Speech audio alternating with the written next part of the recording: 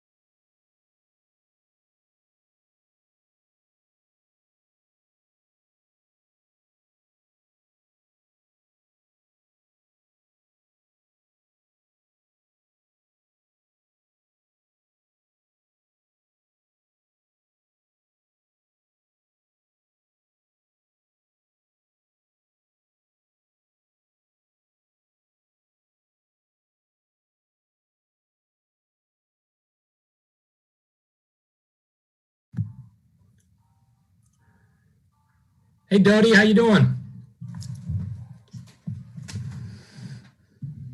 Hi, good evening, Commissioner. Good to see you. Hey, David, how you doing? Good to see you. Good. Thank you. Very nice. Good to see you. Good to see you. You doing all right, Dodie? You good? We're doing good, working hard, staying safe. Thank you so much for what you're doing tonight. I appreciate that special recognition for the surveyors. But how about yourself? I mean, the city's surviving and we're figuring out how to do it and do it better, right? We're doing it. It's good. Yeah, I think we're heading in a great direction. Excellent. Us as well, we've been very fortunate because we've been able to stay in business and very, very busy. And so hoping everybody else gets to do more of the same. Good. Thank you, Dodie.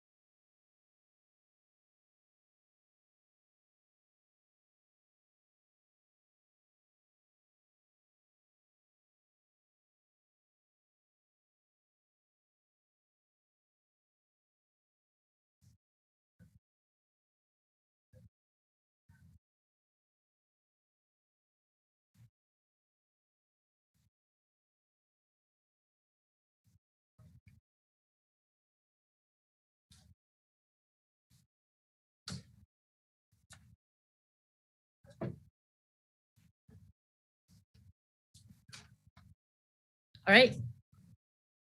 Yeah, we're ready. You want to start the recording?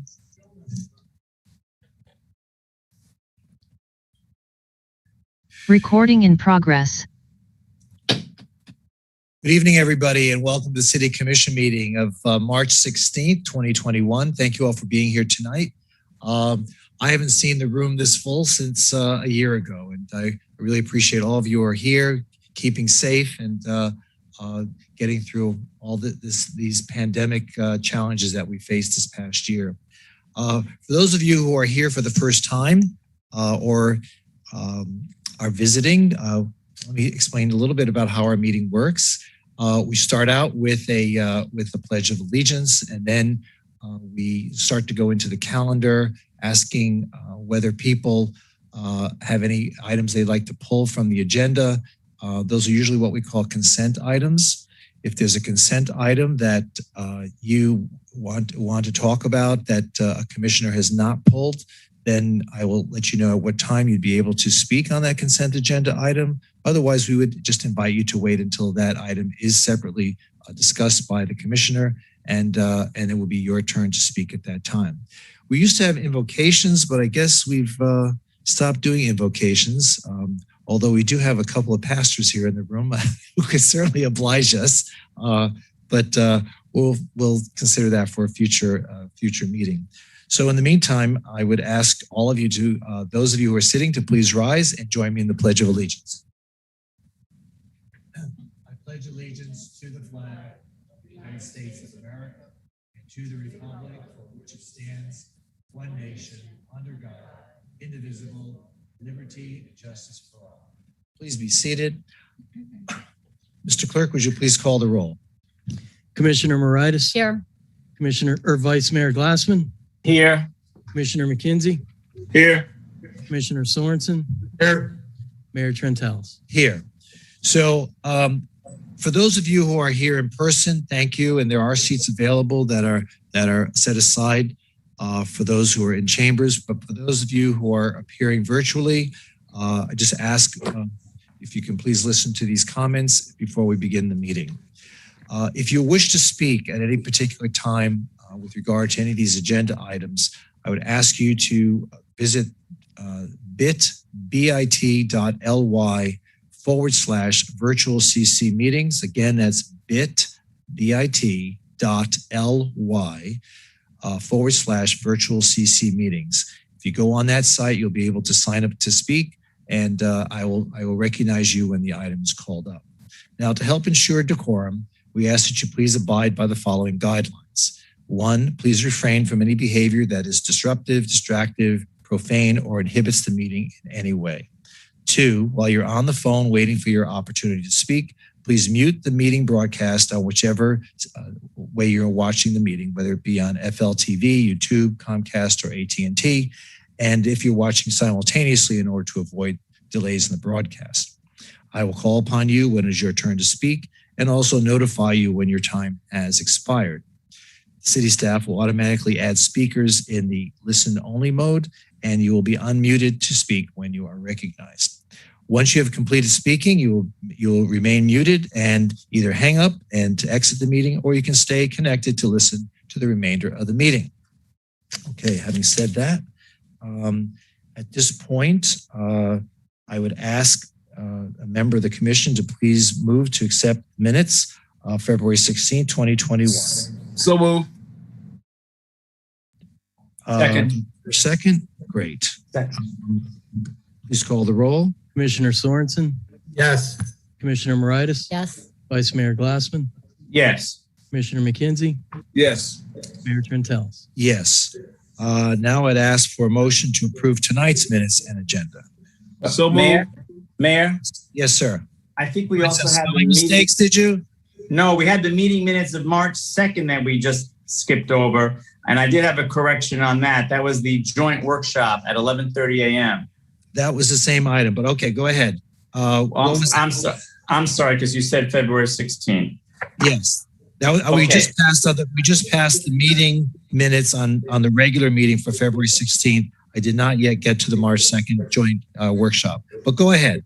Gotcha. Thank you very much. On page 8, on the second paragraph, the main intention of what I was saying there was, and I like these words added on the second to last line, confirm support of continued nonprofit funding, particularly arts, culture, and social. That was the main gist of my remarks that when we were asked to all weigh in on what we thought in terms of that. That's what I'd like to have added, because that was the intent of my comments. It wasn't just a general blanket continued support, although I do, of nonprofit funding, but it was particularly arts, cultural, and social. So if I could have just those words, particularly arts, cultural, and social, between nonprofit funding and the word "and." I think we can handle that. Mr. Clerk, could you please make that modification? As amended. Okay, so move with the corrections. do I hear a motion to approve the Commission Joint Workshop minutes with regard to the Budget Advisory Board for March 2nd, 2021? It's been moved. Do I hear a second? Been moved and seconded. Please call the roll. Commissioner Sorensen, Yes. Commissioner Moritas, Yes. Vice Mayor Glassman, Vice Mayor Glassman? Oh, yes. Can you hear me? Yeah, but I don't see you anymore. Uh-oh. I should be there. I don't know. That's really You're missing. weird. You're I wonder what missing. happened. Oh, here we go. There we go. Oh, we don't want anybody to take you. Thank you. Thank you. Commissioner McKenzie, Yes. Mayor Trentel. Yes. Now for tonight's agenda, do I hear a motion to approve tonight's agenda? Move. So moved. Second. Moved and seconded. Please call the roll. Commissioner Sorensen, Yes. Commissioner Moritas, Yes. Vice Mayor Glassman, Yes. Commissioner McKenzie, Yes. Mayor Trentel. Thank you. So tonight's agenda has been approved. So before we begin the formal meeting, this is an opportunity for the commission and the public at large to be able to participate in the moment we take to recognize individuals, groups, events, and to provide a proclamation and to offer comments with regard to these things that are happening in our community. So tonight we have 5, which is really great.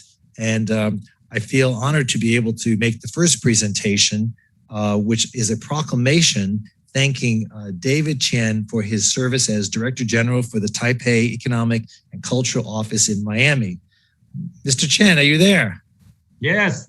I see you. Thank you, Mayor Trentalis. Yeah. I wish you could have been here. Good to see everyone here. Yeah. So where are you running off to now? Oh, so I got appointed to be the Taiwan's ambassador to Belize. Wow. Well, that's Central America. Yeah. That's great. And congratulations. And I have this proclamation I'd like to read on your behalf. And when we complete it, I will have it sent to you. When are you leaving for your new post? Yes. It's this Saturday. That's March 20th. Okay. Yes. Send it overnight. Yeah. So from the office of the mayor of the city of Fort Lauderdale, this proclamation in recognition of David K.C. Chen's departure as Director General for the Taipei Economic and Cultural Office in Miami. Whereas David K.C. Chen will leave his post as Director General of the Taipei Economic and Cultural Office in Miami on March 20th in order to become Taiwan's ambassador to the nation of Belize. And whereas David Chen has represented the interests of the island of Taiwan admirably and with distinction by undertaking diplomatic and consular work as well as economic development on behalf of the Taiwanese people. And whereas David Chen came to his posting in South Florida 2.5 years ago, after working on behalf of Taiwan in San Francisco and New York, and has had additional responsibilities involving relations with Puerto Rico, the U.S. Virgin Islands, Bermuda, the Bahamas, the Turks and Caicos Islands, and the Dominican Republic. You get around, Mr. Chen. And I cannot spend all the time to visit every city in my jurisdiction. Yeah, I will do my best in the future. And whereas the city of Fort Lauderdale wishes to thank David Chen for his work and for strengthening the shared interests that tie the people of Taiwan and Florida together. Whereas David Chen has particularly worked at length to build upon the long-standing relationship between Fort Lauderdale and Kaohsiung that began in 1992 as a sister city province relationship and then was reformulated in 2008 as a sister city relationship. And whereas David Chen played a critical role in Mayor Dean Trantalis's trade mission to Kaohsiung in 2018 that included the mayor and a city delegation touring businesses that had economic interests in Fort Lauderdale, meeting with municipal leaders, and reaffirming the sister city relationship to emphasize the economic, cultural, and tourism development opportunities between the two communities.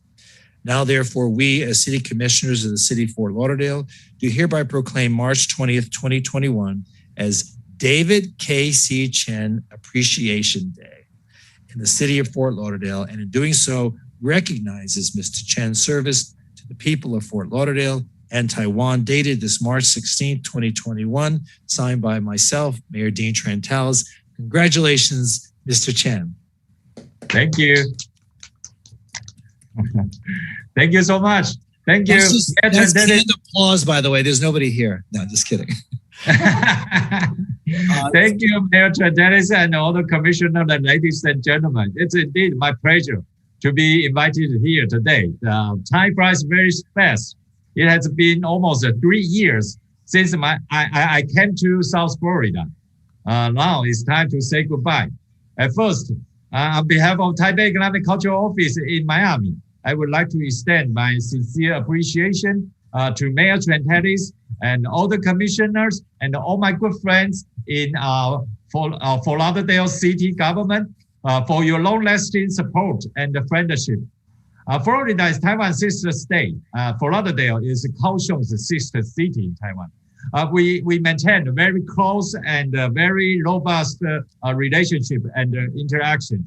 And we have such a close friendship, not only because the high volume of bilateral trade between Taiwan and Florida, but not only because the high frequency of cultural and education exchange, but also because we share the same and the common values of democracy, freedom, and respecting human rights, which are the fundamental truths for the human beings.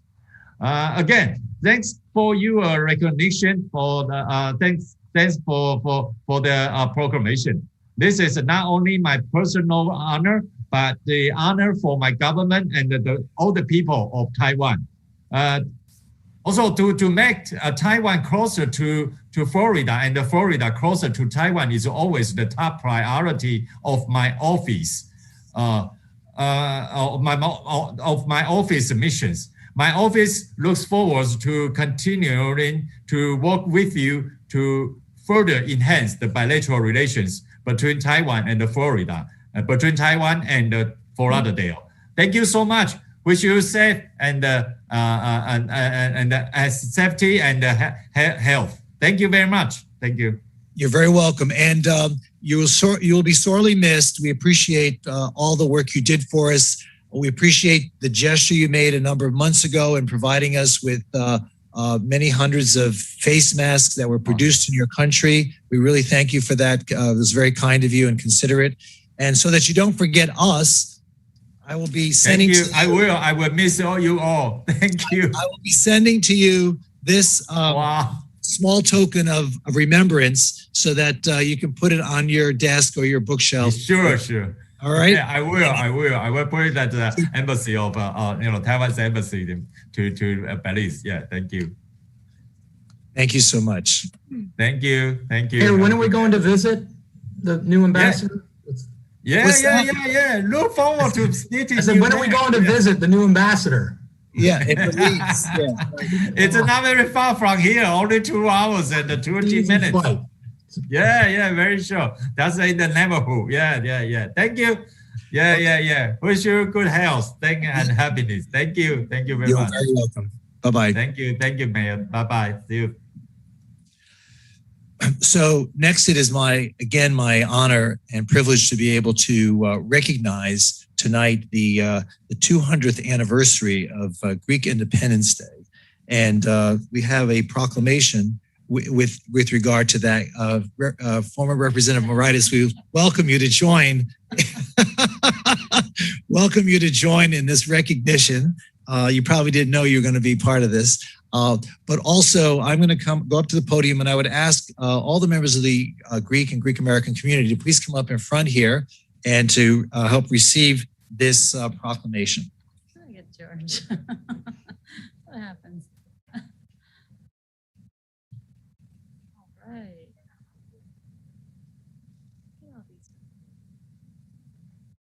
Good, great.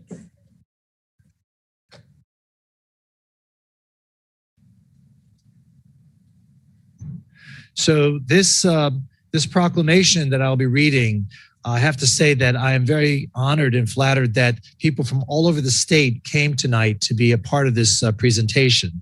While we do have a small community of Greek and Greek Americans here in Fort Lauderdale, many of you recognize St. Demetrius Church in the Victoria Park. It's been there for many, many years. Used to be a blue dome. Now it's a terracotta dome. But anyway, let me read this proclamation, and it goes as follows. From the office of the mayor of the city of Fort Lauderdale, this proclamation in recognition of the 200th anniversary of Greek Independence Day. Whereas the founding fathers of the United States of America based their hopes and their ideals of a democracy for the people and by the people from the Hellenic principles of ancient Greece.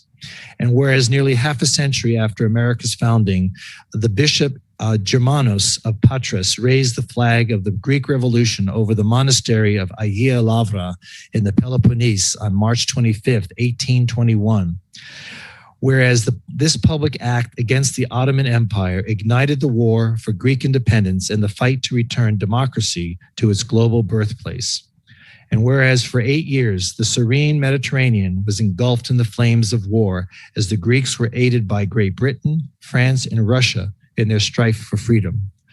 And whereas in 1829, the bloodshed ceased with the Ottoman Empire's defeat and Greece's autonomy recognized with the Treaty of Adrianople, and finally, upon this 200th anniversary of Greece's independence, the city of Fort Lauderdale celebrates the cultural history of its residents of Hellenic descent and remembers the contributions that Greek Americans make to every aspect of our community's fabric.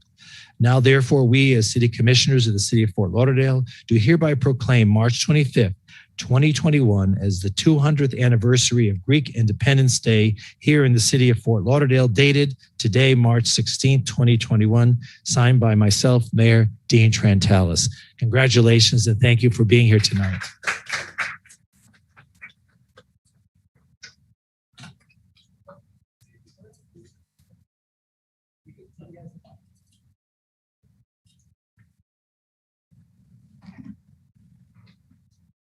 Mr. Mayor, City Commission, thank you very much for this honor.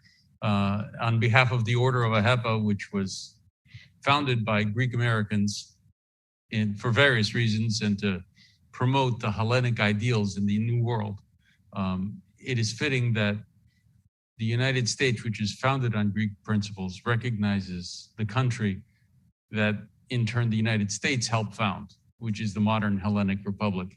So thank you very much for this honor, and we look forward to the next 200 years working together. And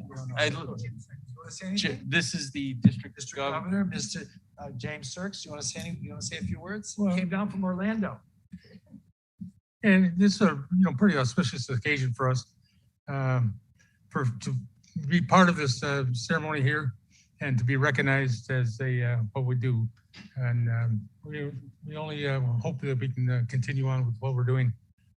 And I'd like to recognize George Sofakidis.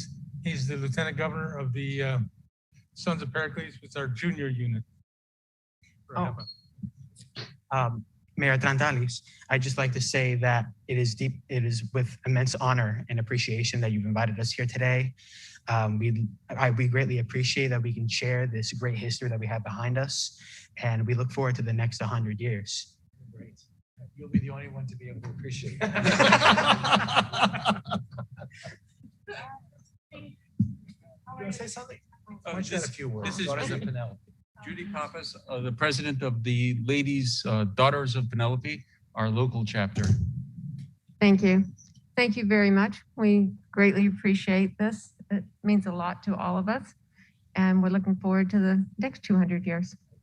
Thank you so much. We appreciate you being here tonight.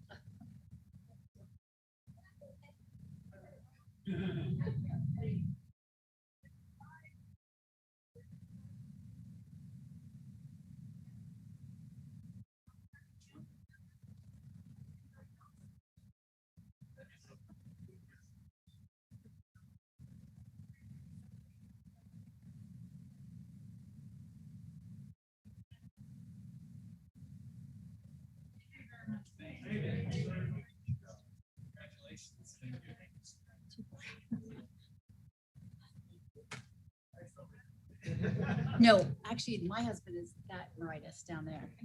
Yeah, yeah. Not Stuart. Yeah, no, we have two George Maritises in town.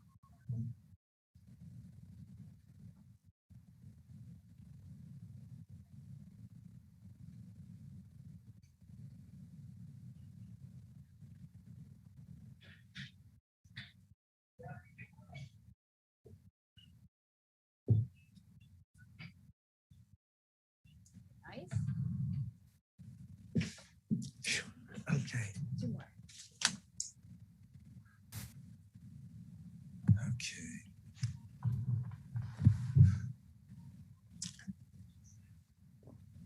So that was nice. And George, thanks for being part of that. I appreciate it. Thank you. Our next presentation, I would invite Commissioner Sorensen, who will present a proclamation regarding the Fort Lauderdale Rotary Club. Thank you, Mayor. Could I ask if Perry Moniotis is President Moniotis is He's here. He's he here. in person there? He's here. Great. Let's come up here. Perry, get up there.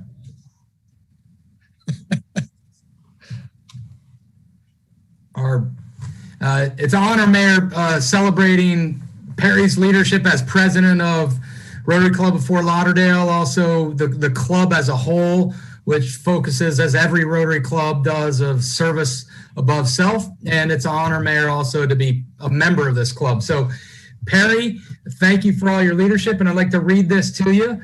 Whereas the Rotary Club of Fort Lauderdale will commence its 100th year of service to the community with an ambitious initiative to engage in 100 community-based Power of 1 Hour service projects in its centennial year that enriches our community. And whereas the Rotary Club of Fort Lauderdale, established on March 1st, 1922, and founded on the principle of service above self, was Fort Lauderdale's first service club and has faithfully exemplified this motto over the past century through direct action, strategic partnerships, and purposeful collaborations. Whereas the Rotary Club of Fort Lauderdale was one of the original partners that enabled the city of Fort Lauderdale to donate and install 106 little free libraries, who our own city's George Herska, who does an amazing job and is a member of this Rotary Club, has been an amazing leader on that effort and so much more. These little free libraries have provided over 30,000 free books annually to children in our most disadvantaged neighborhoods, whereas the Rotary Club of Fort Lauderdale was instrumental to the success of the Fort Lauderdale CARES project, whereby more than 600 CARES packages were delivered to homebound elderly. And whereas the Rotary Club of Fort Lauderdale was vital in supporting monthly pop-up resource events benefiting the families of elementary school students who experience homelessness, 75 families and 181 children benefited from this project. Whereas the Rotary Club of Fort Lauderdale also reached beyond its borders to help neighbors in need globally and provide food and provisions to hurricane damaged areas such as the Keys, the Bahamas, and Puerto Rico. The Rotary Club provided in excess of 100,000 life straws to people in Haiti and Africa, which are basically help provide clean drinking water, and funded the construction of 10,000 wells in Africa that supplies potable water to more than 200,000 people who consider clean water a luxury. Now, therefore, we as the city commissioners of the city of Fort Lauderdale do hereby proclaim the month of March 2021 as Rotary Club of Fort Lauderdale Centennial Celebration Month, and encourage you to come to Rotary. Google it, Fort Lauderdale Rotary Club. Come and visit us on Wednesdays, virtually or in person. Signed, your Mayor, Dean J. Trantellis. Mayor, thank you. I'll turn it over to Perry. Thank you, Commissioner. Thank you. A lot of Greeks in the room today. I'll tell you what, before I thank the city, I was hoping Chris can also come up here as a member of our club, if you would.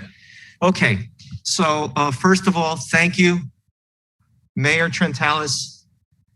I thank you, Ben Sorensen. I thank you, commissioners, and I thank everyone who's here today. On behalf of the Fort Lauderdale Rotary Club, I'm very, very proud to accept this honor on behalf of our club.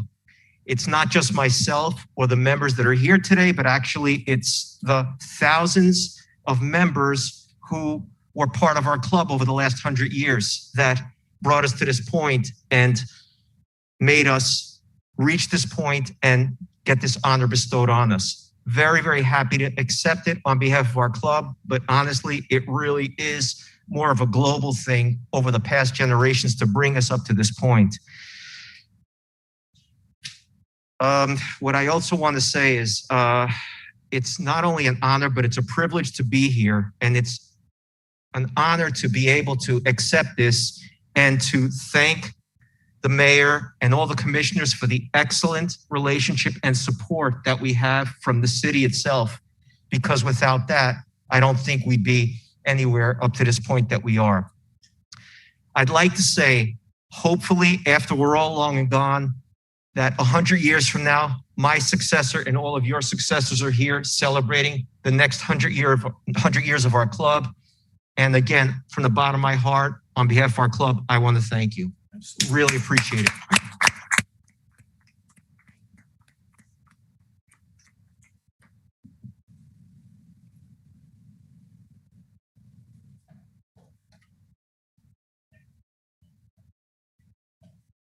Oh, I should smile.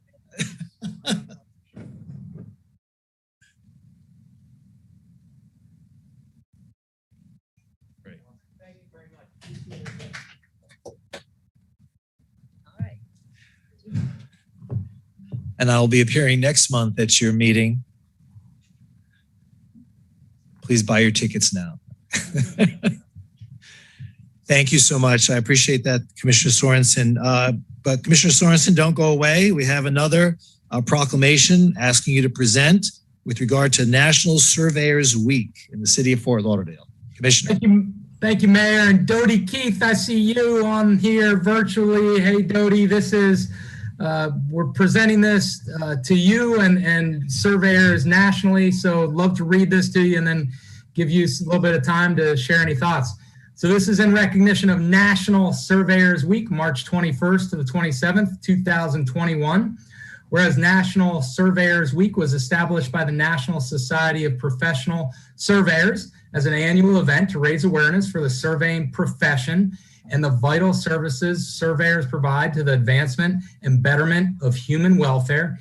And whereas surveyors played a vital role in the growth and development of our city, state, and nation, encouraging pioneers to travel many miles to settle and stake land claims to build upon the foundation of our country and the American dream.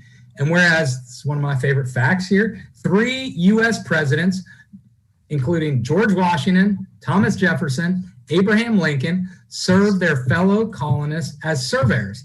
In fact, Thomas Jefferson developed the public land survey system still used to describe and sell land acquired by the public to help fund and build our country. And whereas well-known and respected surveyors in our area, including Bill Keefe, Eugene Stoner, Maurice Berry, Harry Schwebke, James Shishkin, Robert Legg, James and Robert McLaughlin were key to early exploration, development, building, and platting of lands, roads, bridges, and institutions in Broward County. And let's not forget Dodie Keefe and many others who have taken the baton and run farther and faster. And whereas every March, a week-long awareness campaign is conducted to emphasize the contributions of professional surveyors, introduce a new generation of the profession, and highlight the use of technology in surveying work.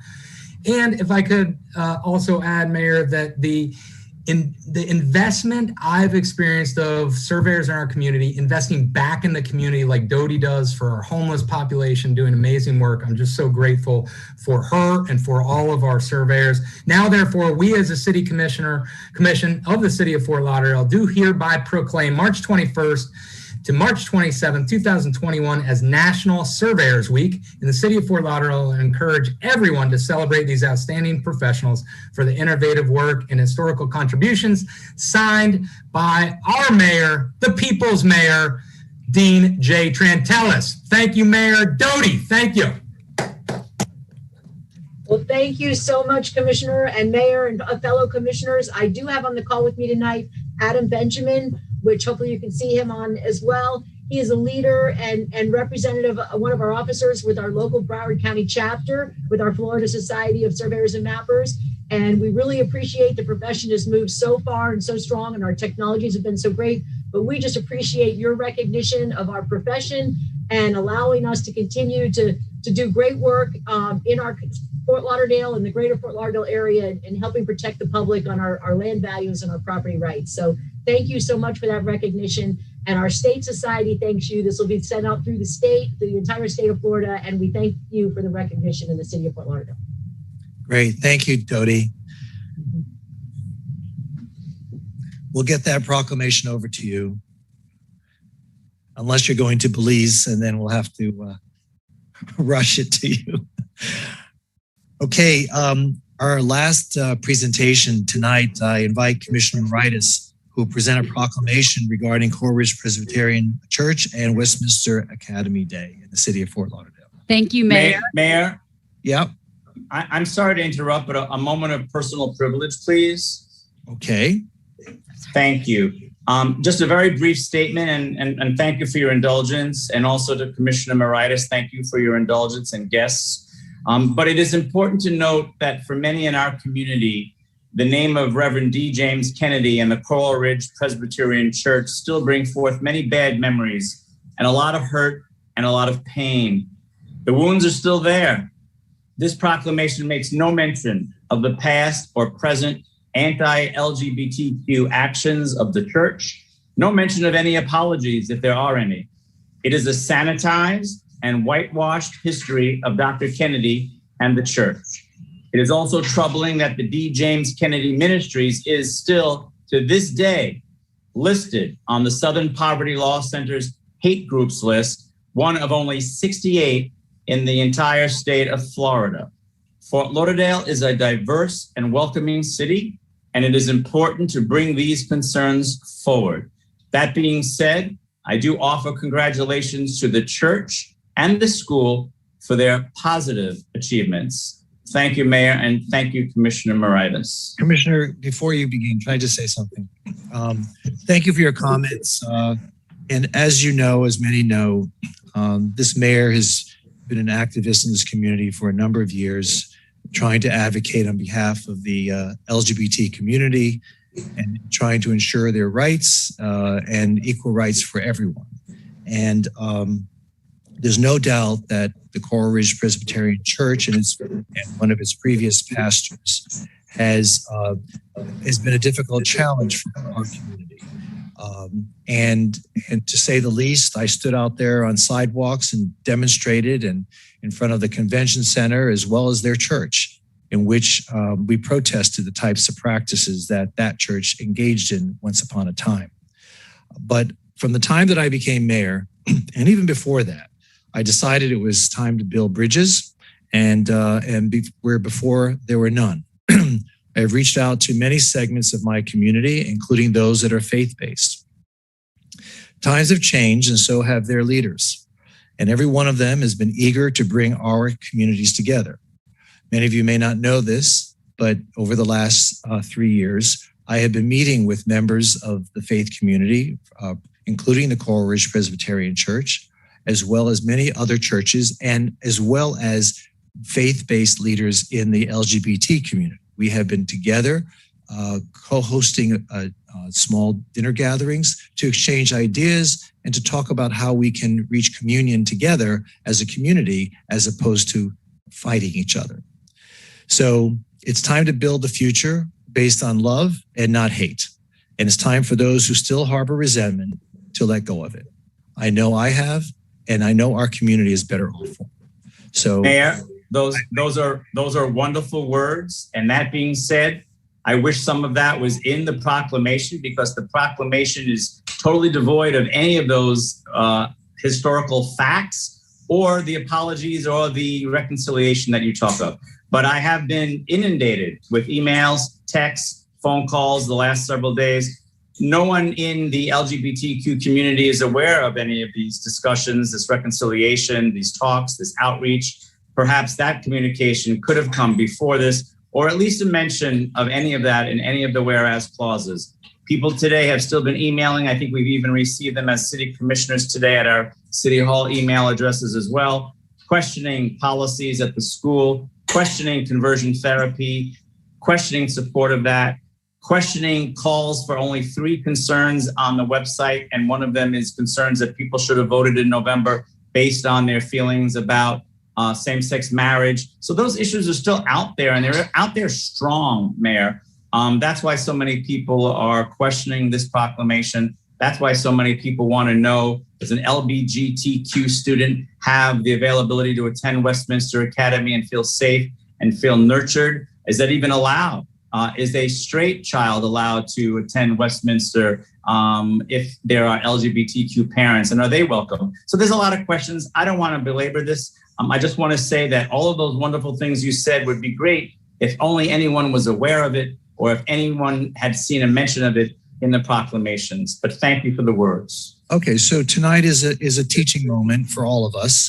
It's an opportunity for the public to be aware of this, and it's an opportunity for us to begin today to try to build those bridges.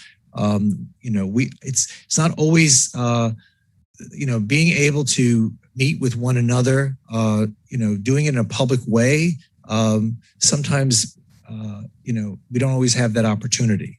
But going forward, we have discussed doing public events together.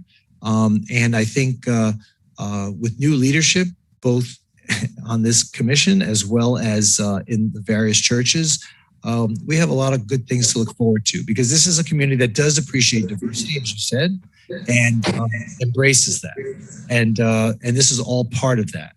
So yes, I've got emails and texts from people all over the state saying, what are you doing? Okay. But those people, their minds are in the past. We have to learn to evolve and become better people. And there are a lot of people who seem to profit and benefit from fear mongering and hate.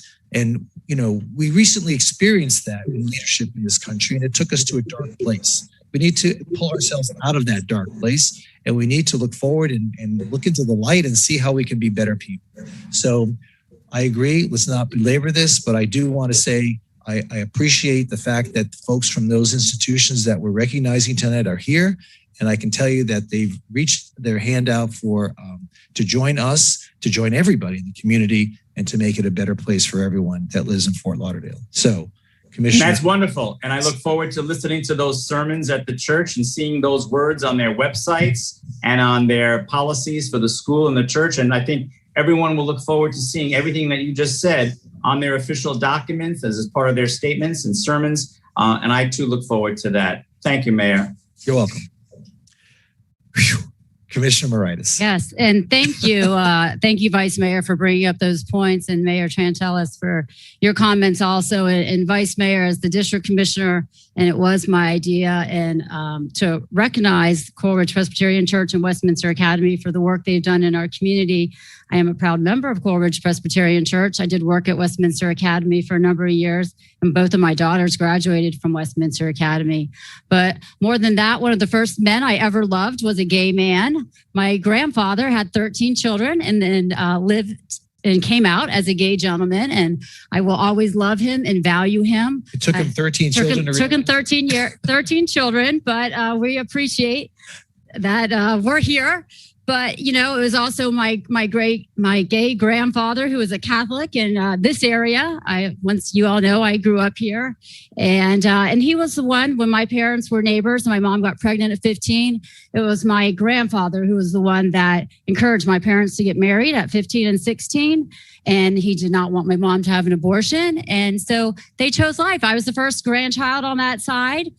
Happy, healthy, here I am, and I have long history in Fort Lauderdale. Maybe different than some of yours. Maybe my beginning wasn't quite planned, but God had a plan.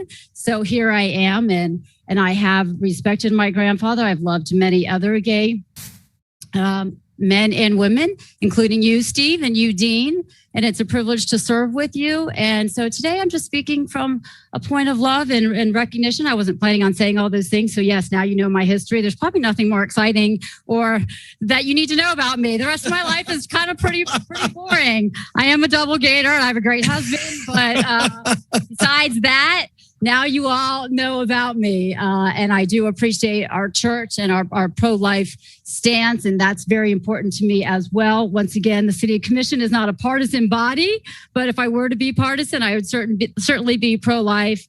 And I defend my church and my school every day. But since you don't need to know that about me, and I've already won twice, if you want to run against me now, please do. And that's okay. So now that we got that all out of the way, Rob and Joel, can you please come to the front? And I'd like to recognize my pastor, Rob Pazienza, my headmaster, Joel Satterley. And once again, they're in District 1. You all can just stand in the front and I'll read this proclamation. We are excited. And then George, why don't you come to the front too? George Moritas, my husband, has served in our church for years. He's currently an elder at the church. And so, yeah, we'd love you to. He's too young to be an elder. Too young.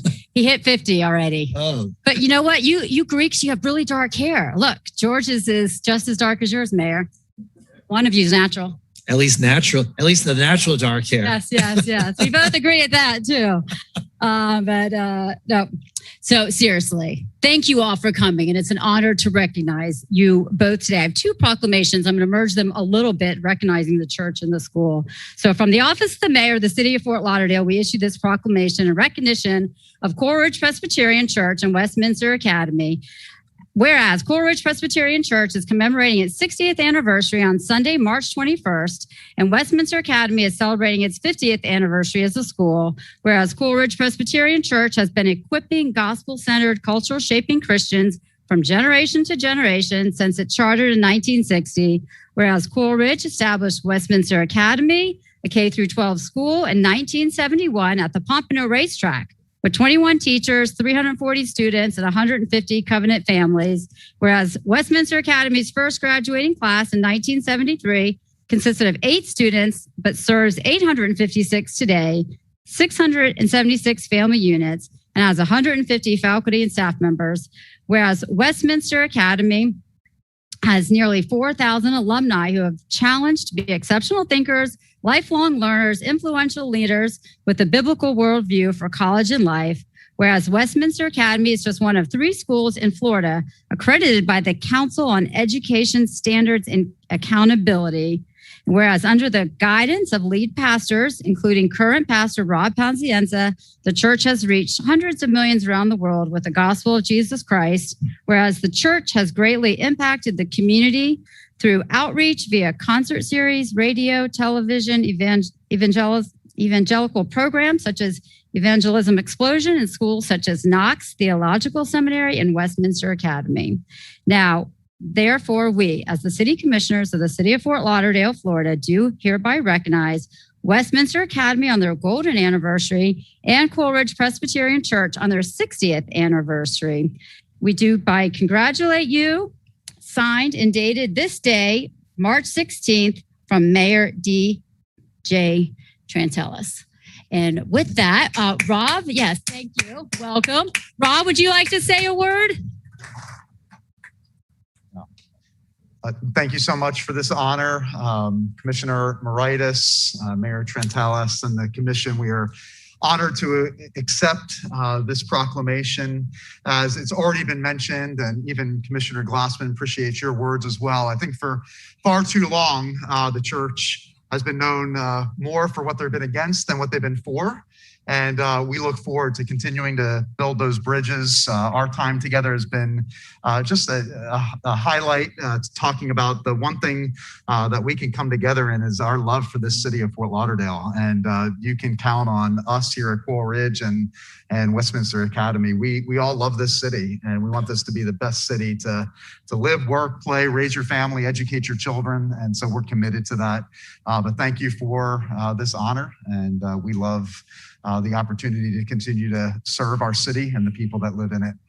Thank you, Rob. Joel, would you like to say a word? Thank you, Mr. Mayor and Commissioner and the rest.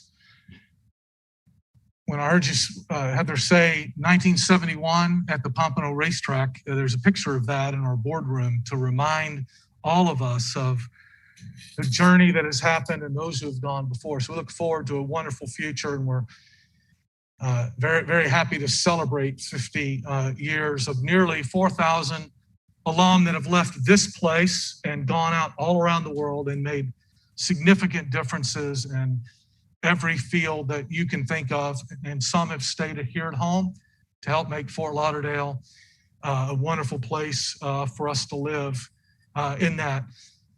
Rob's been here a lot longer than I have. One of my first social events here was just at the Tower Club, not far from here, at a luncheon, a business luncheon, and I was astounded at the number of people in that room that had a connection either to Westminster Academy or Coral Ridge, and just reminds us about the influence that we've been fortunate to have. And happy to be here tonight, and thank you for this honor. Thank you. We'll take a quick break.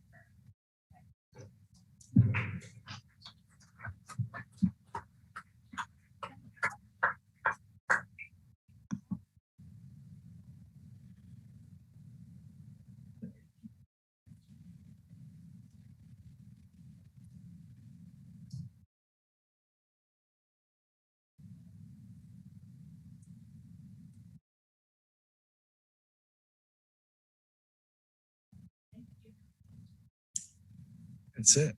Great. Thank you. Thank you so much. Really appreciate it. Thank you.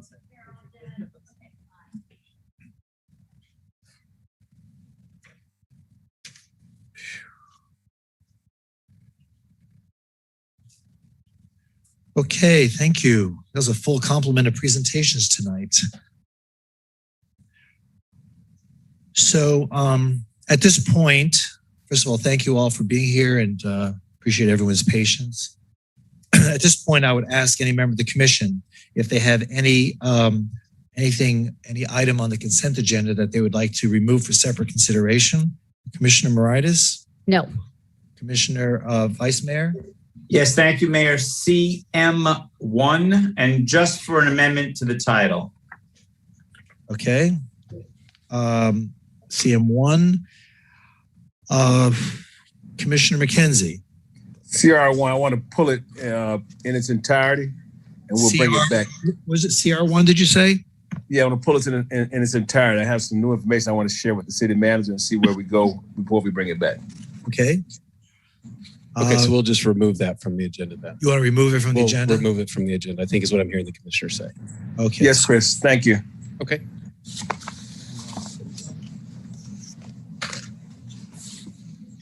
Remove it from the agenda, period. Yes, delete it. Okay. Commissioner Sorensen? Nothing, thanks. Nothing. Okay.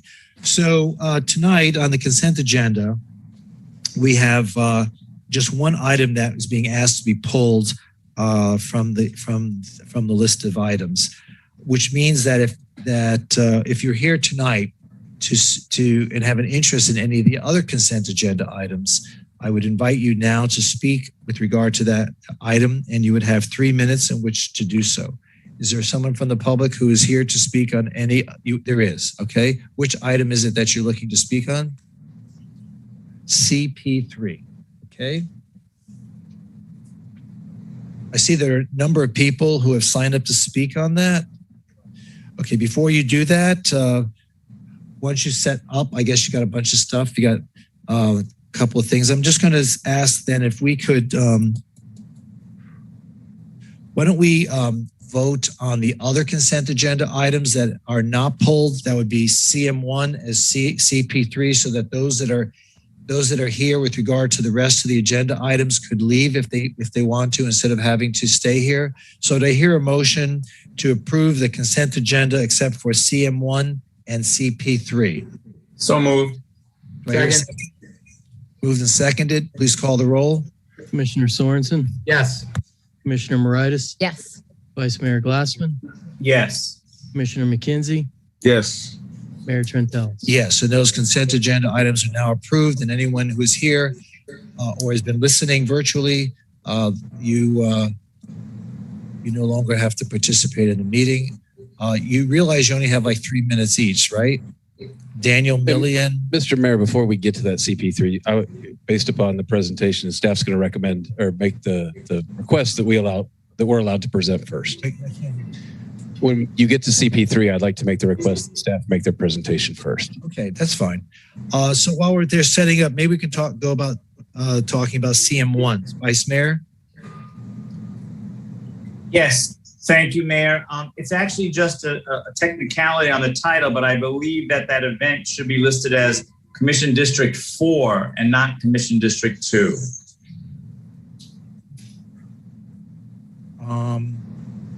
If it's at Heisinger Plaza, it would be District 4, correct? We agree. Okay. Thank you. That's it for me. I can move the item. Thank you, Mayor. Is there a second? Second. Okay, moved and seconded. Please call. Commissioner Sorensen, Yes. Commissioner Moritas, Yes. Vice Mayor Glassman, Yes. Commissioner McKenzie, Yes. Mayor Trentalis. Yes, and that item is approved. So CP3 is a motion approving the termination of agreement for the Downtown Mobility Hub Streetscape Improvement Projects with Coastal Construction USA. Someone from city staff like to make a presentation? Yeah, we'd like to start with our procurement officer. We'll start with Jody Hart, supplemented by Ben Rogers. Sure. I think this is more straightforward than it appears. We might be making. Are they online? Oh, there you go. I'm coming. Please introduce yourself, and you have the floor. Sure, Mr. Mayor, Commissioners, Just Jody Hart. Yes, speaking. Jody Hart, Chief Procurement Officer. Can you hear me? We can hear you now. Okay. So I wanted to present this item to you. We have had a ongoing project with Continental Construction on the Mobility Hub. And right up until this afternoon, to be honest, we have been trying to work very diligently with the contractor to see if we can come to some sort of resolution, perhaps trying to work for a termination for convenience rather than a termination for cause.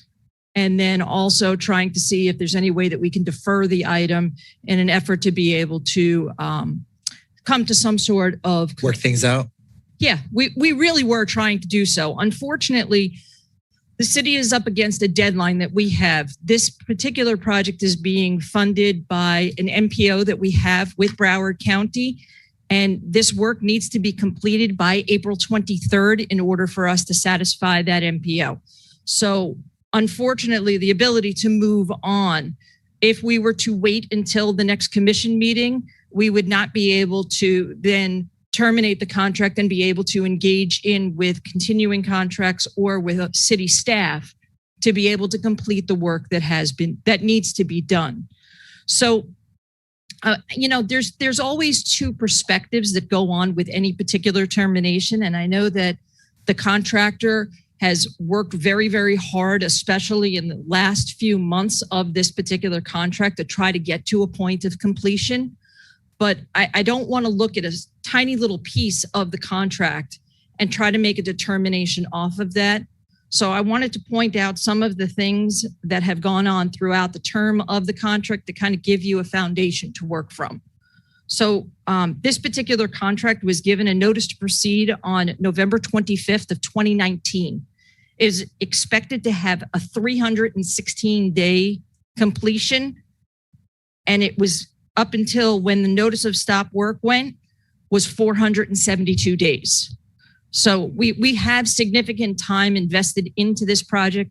On multiple occasions, we have tried to work with the contractor to get to a point where we could complete faster. And there's a difference of opinion that have gone on many times. The city has a contract with an independent contractor that acts as a CEI for us that does inspections. And the city is relying upon the information that's being given to us by those inspections. So at this point in time, I just wanted to give you some recaps. There have been 23 change orders. There's been 1 notice to cure. There's been 5 notices of concern. There's been 2 letters of nonconformance, and there have been 4 stop work orders all throughout the term of this contract. What has been the term so far? We have gone on, we are at 472 days. So about a year and okay. So, do you have any additional comments? Not at this time. I'm happy to answer questions, but I wanted to give a framework to sit there and go by because I know that there is a perspective that we are cutting the contract short and we're not giving them a fair, ample time to be able to complete it. And I wanted to explain why it is that we couldn't defer it over to another meeting and why it is that we need to close out this contract. Right, just for the public's benefit, what was the term of the contract, if you can recall? I'm sorry? What was the term of the contract?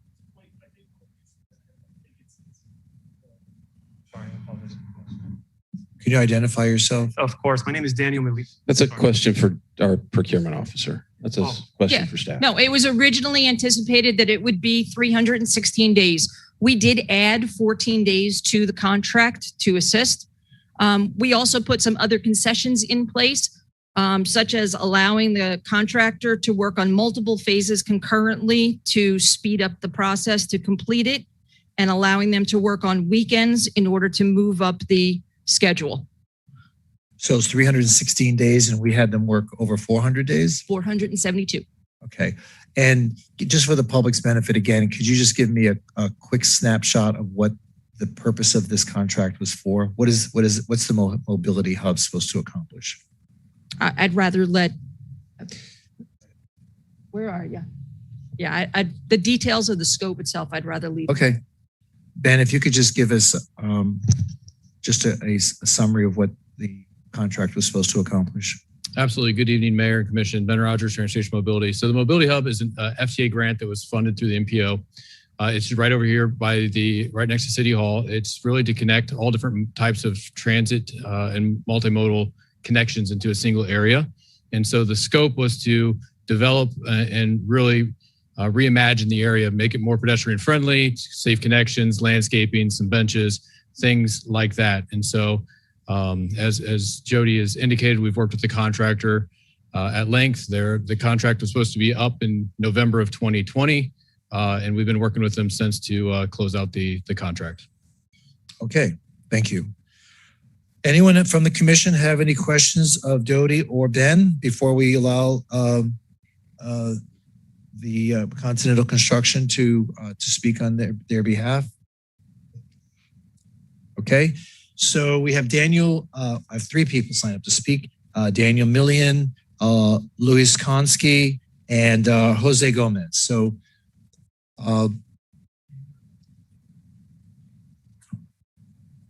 yeah, go ahead.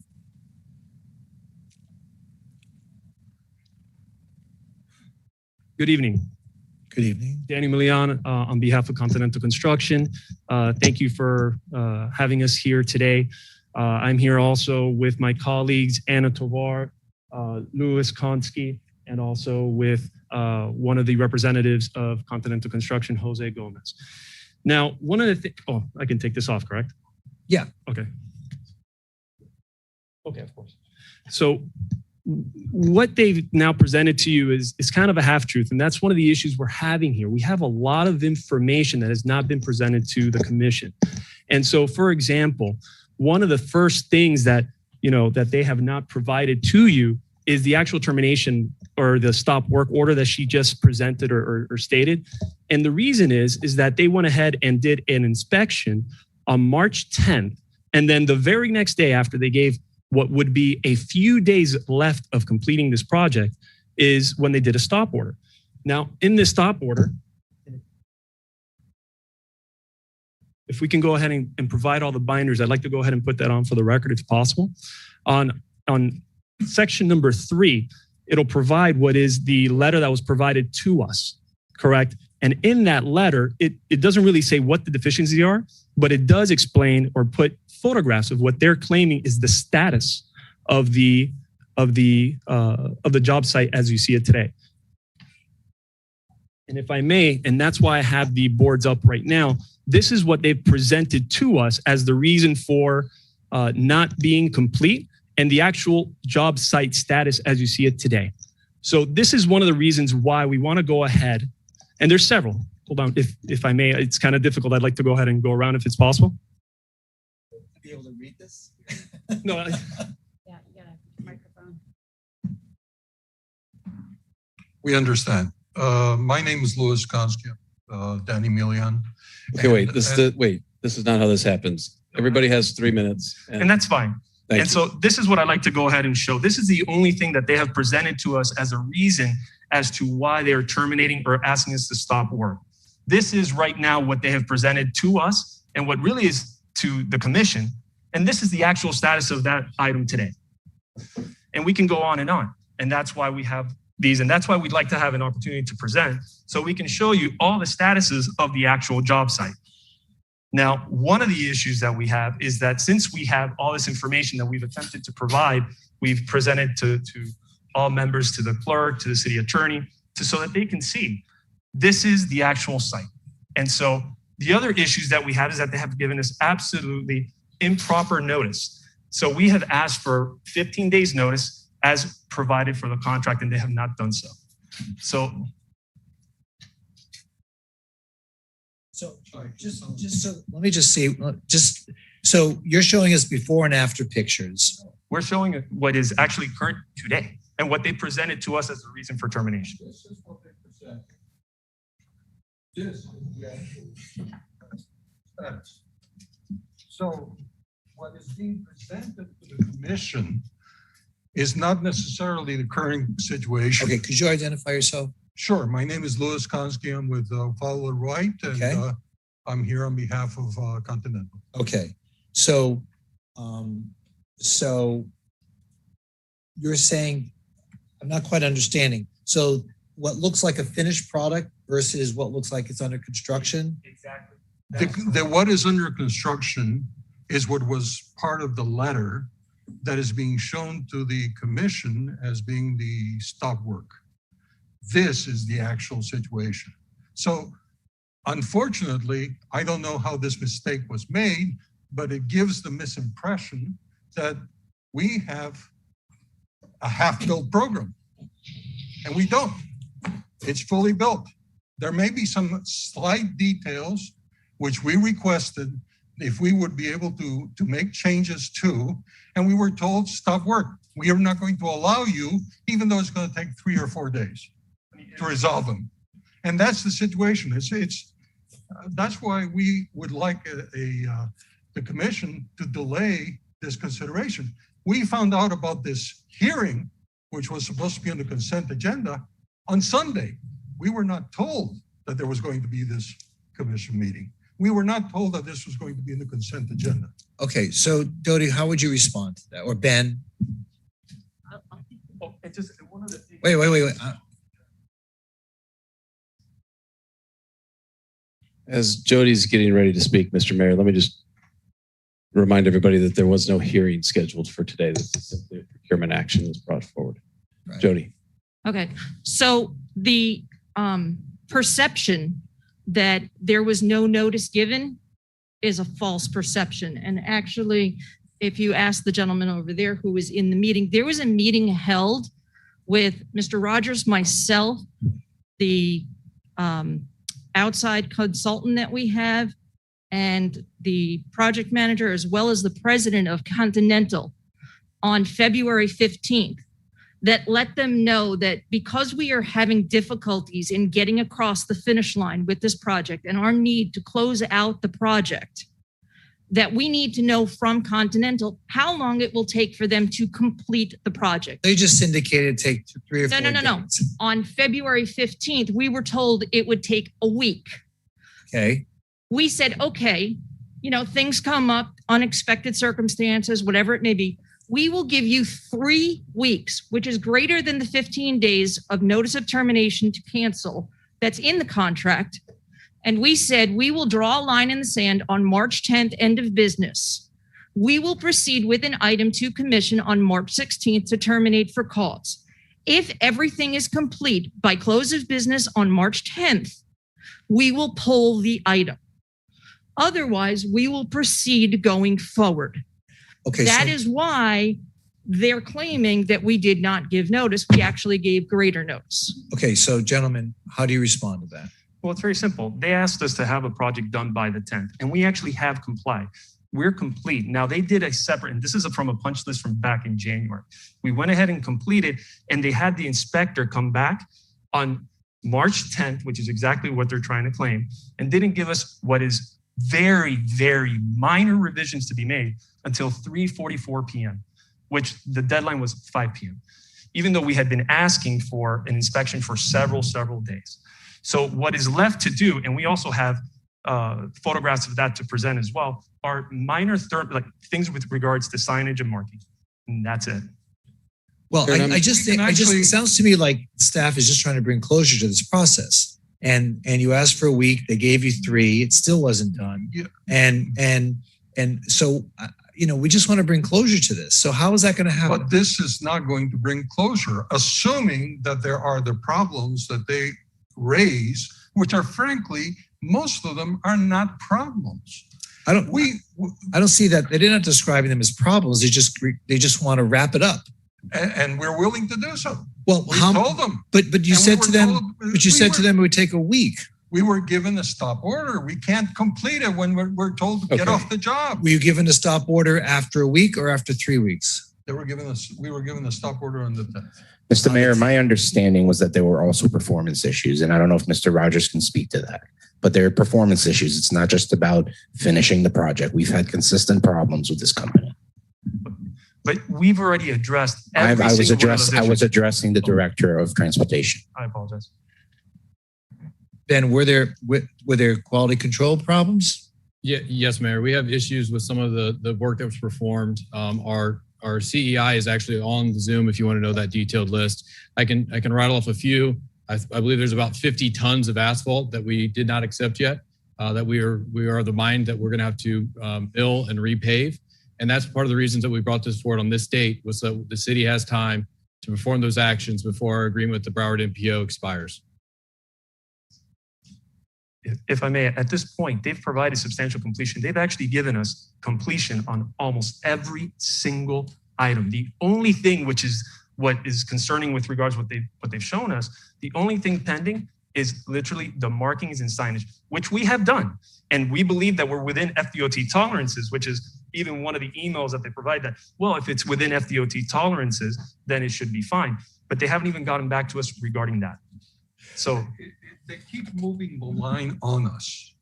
And that's the problem we have. We disagree, Mayor. We absolutely disagree. Well, we're either going to resolve it here or we're going to resolve it in court. Okay. Mayor, I think this is enough. Let's move on. We have recourse within our contract to do what we're asking you to do today. If that's their choice, then they can go ahead and go and do that. But staff is recommending that we terminate this contract. Move the item. And if I may, and this does not even... One second, Ben, one second. If I say one last thing, this also, and they're talking about the 417 days, but it does not include all of the change orders that we've actually requested. They've gone way beyond the scope, and our client has gone ahead and taken it upon themselves to do that, even though they haven't approved them. So we've actually gone ahead and done, to be exact, $174,000 worth of changes and building, which we did just to move this project along. How much was the total amount of this project? How much is I believe it's $2.3 million. 2.3 million? That is correct. And how much have you been paid so far? I believe it is just on 1.8, I believe, 1.8 or so. 1.8. It's approximately. Okay. And we still owe you money for this? Yes. Okay. Okay. Ben Sorensen, Commissioner Sorensen, do you have a question? And under the contract, we Wait, hold on, sir. Hold on, sir. You moved it. Commissioner Sorensen. I moved the item. And I seconded it. Okay. Is there any further discussion? Okay, so the recommendation from staff is to terminate the contract. That is And correct. Recommendation from, okay. All right. All right, we'll vote on this. I think that's all we can do. And as far as, and as well, if we can put this also just for the record with the binders. Yeah, whatnot we absolutely. Presented. Give it we'd all like to the go ahead clerk. and- You can give it all to we the clerk. provided one and I Yeah. can go ahead and provide Yeah. one to you as well. I already have one. Oh, I already have one. And frankly, we're not here to fight. We're here to resolve this. We're here, we stand ready, willing, and able to do so. We can certainly do it by, what is it, April 3 that we're supposed to, that the budget comes out. We can do that. Okay, well, But they've We given us a stop work disagree. order. all right. The city staff is recommending termination, and we now have a motion and a second on the floor. So please call the roll. Commissioner Sorensen, Yes.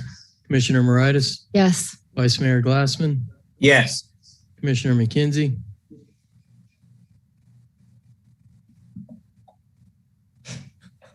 Yes.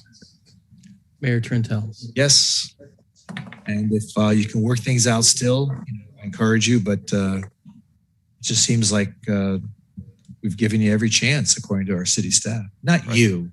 Right. I mean, obviously we disagree with that, but I Yeah. understand. I understand your position. All right. Thank you, folks. Okay, moving on to, we've now completed our consent agenda. We move on to M1, motion designated the 10 most populous city seat to Florida League of Cities at the City Board of Directors. So there's within the Florida League of Cities, there's a little group called 10 Most Populous Cities, and we have a seat because I think we're the 10th. The 10th. And it used to be the 7, but I guess they decided to enlarge because they think that Fort Lauderdale is important. So so I have been that person in the past, but I certainly would welcome someone else wanting to take over that role. Commissioner Moritas, will you continue to be our representative at the League of Cities? Well, I think we have to vote on that next. I know, that's why I'm wondering. This would be. Well, I would certainly, I don't want to keep it from somebody else if somebody else would like to serve. So I'm open for discussion with that too. Or I could be your representative and I could be R1 and R2. You could be I could be both unless. M1 and R2. Is it M? Oh, I'm looking. Yeah. Okay, there I am. Vice I could Mayor, be did you M1. want to say something? I think that you're both doing great jobs in what you're doing right now. And I'd be happy to just keep things status quo, or if Commissioner Moritas wants to do both, then that's great with me too. So I would leave it up to the both of you. Commissioner Sorensen, would you like? Commissioner Sorensen. You guys keep leading us with dignity and ability. Thank you. DNA. So it's up to you, Mayor, whatever. I'm happy to do either. I'm there anyways. Well, that's what I'm thinking. You're there anyway. There anyways. You're there.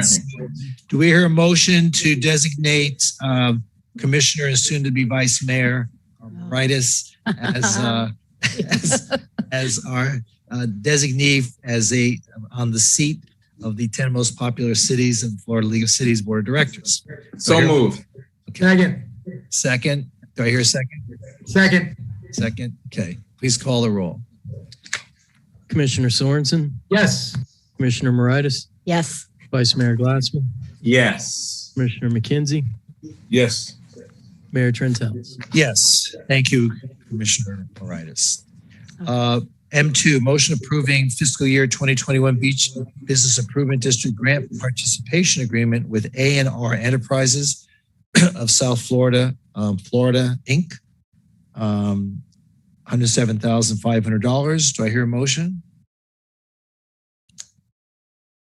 Do I hear a motion? So moved. So moved. Yeah. It's been moved and seconded. Commissioner Sorensen, Yes. Commissioner Moritas, Yes. Vice Mayor Glassman, Yes. Commissioner McKenzie,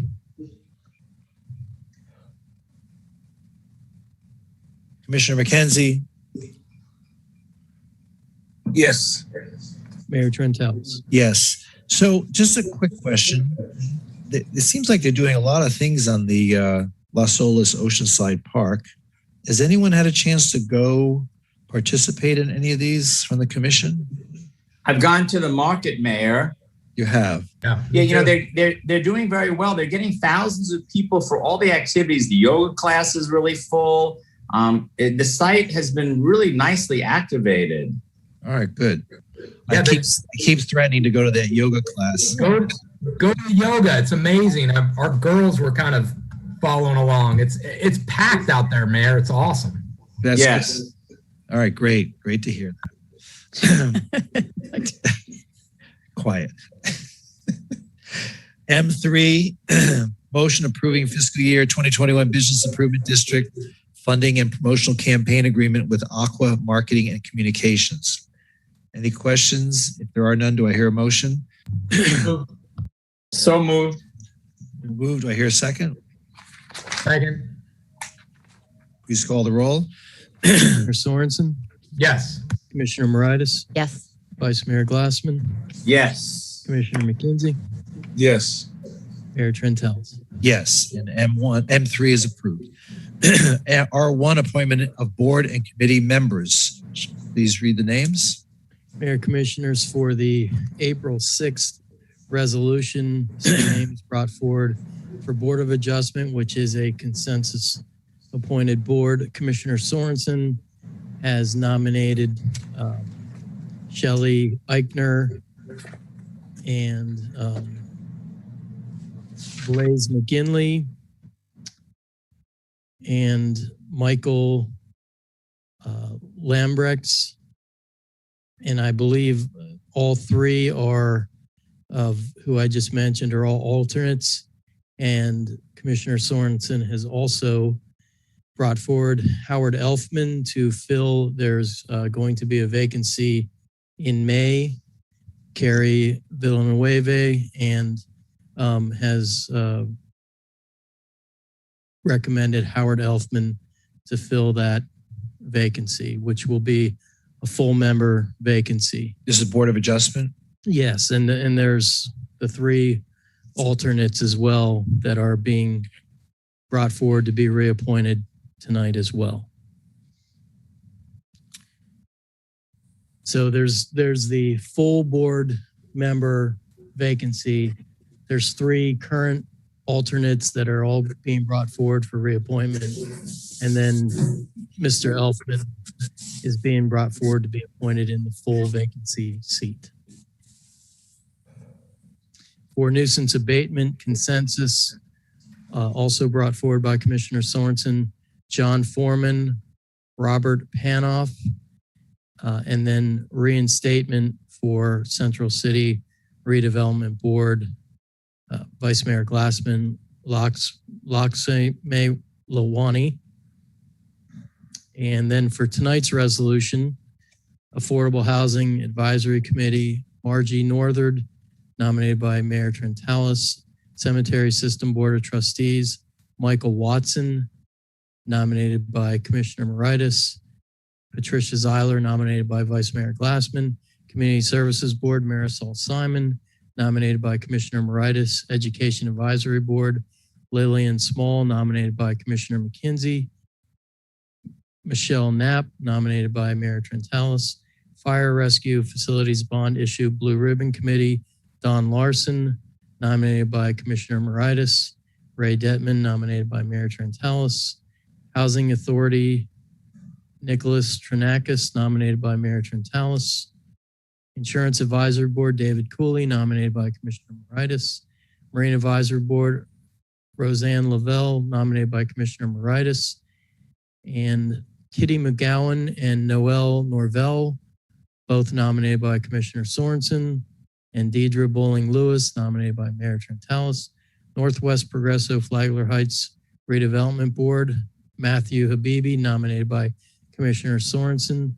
Tina Teague, nominated by Commissioner McKenzie. Leanne Barber, nominated by Commissioner Moritas. Dylan Legai, nominated by Vice Mayor Glassman. And Sonia Burrows, nominated by Mayor Trentalis. Parks, Recreation, and Beaches Board, Tangerine Moore, nominated by Commissioner McKenzie. Mary Peliquin, nominated by Commissioner Moritas. Planning and Zoning Board, Jay Scheckman, nominated by Commissioner Sorensen. Michael Weymouth, nominated by Commissioner Moritas. Mary Fertig, nominated by Vice Mayor Glassman. Brad Cohen, nominated by Commissioner McKenzie. John Barranco, nominated by Commissioner McKenzie also. Sunrise Key Neighborhood Improvement District, Milton Jones is appointed for a 3-year term, and that rounds it out. So we just need someone to... Someone like to introduce the resolution? Someone like to introduce the resolution? A resolution of the City Commission of the City of Fort Lauderdale, Florida, appointing or nominating, if applicable, board and committee members as set forth in the exhibit attached hereto and made a part hereof. Commissioner Sorensen? Yes. Commissioner Moritas? Yes. Vice Mayor Glassman? Yes. Commissioner McKenzie? Yes. Mayor Trentalis?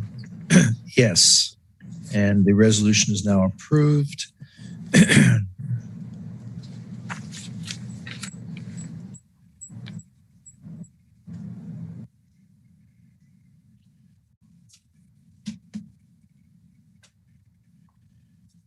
Second.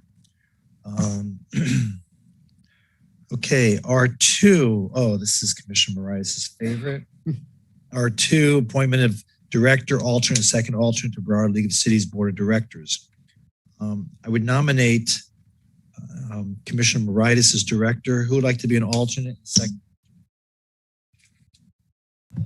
I'll be an alternate. No. So Commissioner Sorensen, you'd be an alternate? Yeah, I'm happy to. I don't know if Vice Mayor was saying he'd like to. If he'd like to, that's all. No, I'm saying I think it's great. You both, I think, are doing just great. So I can move. I'll move director and alternate as is. Would you like to be a second alternate, Commissioner Glassman? Oh, I don't think we need a second alternate. Okay. But if you need to have a second alternate, I'd be happy to. I think last year we had Commissioner Moritas and Commissioner Sorensen, right? And Vice Mayor Glassman. We didn't have a second alternate. Okay. Okay, so it's introduced by Vice Mayor Glassman. Yes. Yes. A resolution of the City Commission of the City of Fort Lauderdale, Florida, appointing Heather Moritas as director to serve on the 2021 to 2022 Board of Directors of the Broward League of Cities. Ben Sorensen as alternate for the 2021-2022 Board of Directors of the Broward League of Cities. Commissioner Sorensen? Yes. Commissioner Moritas? Yes. Vice Mayor Glassman? Yes. Commissioner McKenzie? Yes. Mayor Trentalis? Yes, and those appointments are now approved. R3, a resolution approving an economic development incentive award for Project Beecham and authorizing the city manager to negotiate and execute an economic development incentive agreement for $50,000. I have no one signed up to speak. Anyone have any questions? If none, someone introduce the resolution. Introduce. Please call the roll. A resolution of the City Commission of the City of Fort Lauderdale, Florida, approving an economic development incentive award in the amount of $50,000 for Project Beecham and authorizing the city manager to negotiate and execute an economic development incentive agreement, providing for conflicts and providing for an effective date. Commissioner Sorensen? Yes. Commissioner Moritas? Yes. Vice Mayor Glassman? Yes. Commissioner McKenzie? Yes. Mayor Trentalis? Yes, and the resolution is approved. Resolution R4, approving a joint participation agreement, Florida Department of Transportation for maintenance services for the historic CSX Railroad Bascule Bridge at River Oaks Preserve area. $100,000. Any questions? I do have a question, Mayor. Yes. What is a bascule bridge? No, I actually just want to know if the word historic actually means it's designated, or are we just using that word? It is not designated. We are just using the word. Well, I would just recommend that when we do use that word, if we think that that word is important, that maybe we should look at why we are or not designating something historic, or maybe just don't use the word. Okay, we'll look into it. I don't know if this type of a structure in its current location would even qualify or not. We haven't looked at it, but we will and understand the use of the context of the word. Great, thank you. I'm happy to move this forward, Mayor. Okay, Vice Mayor has introduced the resolution. A resolution of the City Commission of the City of Fort Lauderdale, Florida, approving a joint participation agreement with the Florida Department of Transportation for perpetual maintenance services pursuant to project FM number 406919-3C8-01 for the historic CSX Railroad Bascule Bridge at River Oaks located in the City of Fort Lauderdale, and authorizing proper city officials to execute the joint participation agreement and providing for an effective date. Commissioner Sorensen? Yes. Commissioner Moritas? Yes. Vice Mayor Glassman? Yes. Commissioner McKenzie? Yes. Mayor Trentalis? Yes, and the resolution is approved. R5, this is a quasi-judicial resolution approving the vacation of a utility easement located at 818 Northeast 4th Avenue, the Searstown Warehouse LLC. Anyone wishing to speak must be sworn in. The Commission will announce any site visits, communications, or expert opinions received and make them a part of the record. I have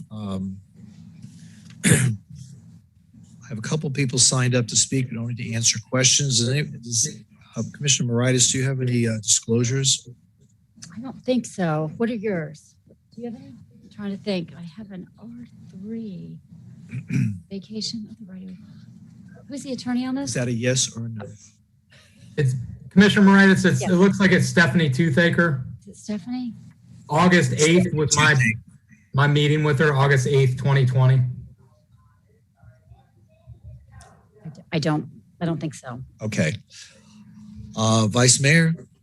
Thank you, Mayor. I have no record of meeting with anyone, but I did do a site visit, but I have no record, and I might be incorrect on this, and maybe council can advise me on that, but I have no record of it. Okay. Commissioner McKenzie, any disclosures? Mine is the same as it was back then. So yes, it was a while back. So with the representative, okay. And Commissioner Sorensen. Yeah, and hopefully I'm right. I could be wrong as you all could be correct and I could be wrong. But that's it's better to be safe than sorry. Just say you met with somebody about something that was there. I was there. Mayor, it looks as though Ms. Toothaker is trying to raise her hand and weigh in. She could probably clear up if this is her case or not, if we could just recognize her quickly. Okay, is Ms. Toothaker on the line? Hi, good evening, Mayor, Commissioners. Thank you so much. I think what's creating the confusion, yes, we have all met. We did not meet specifically. This is an easement vacation that's before you this evening. And I think where the confusion lies is that we've all met on the site plan, which is called Flagler Creative. And so those meetings have all been logged, and we have all had discussions about the site plan, and the easement vacation was part of that.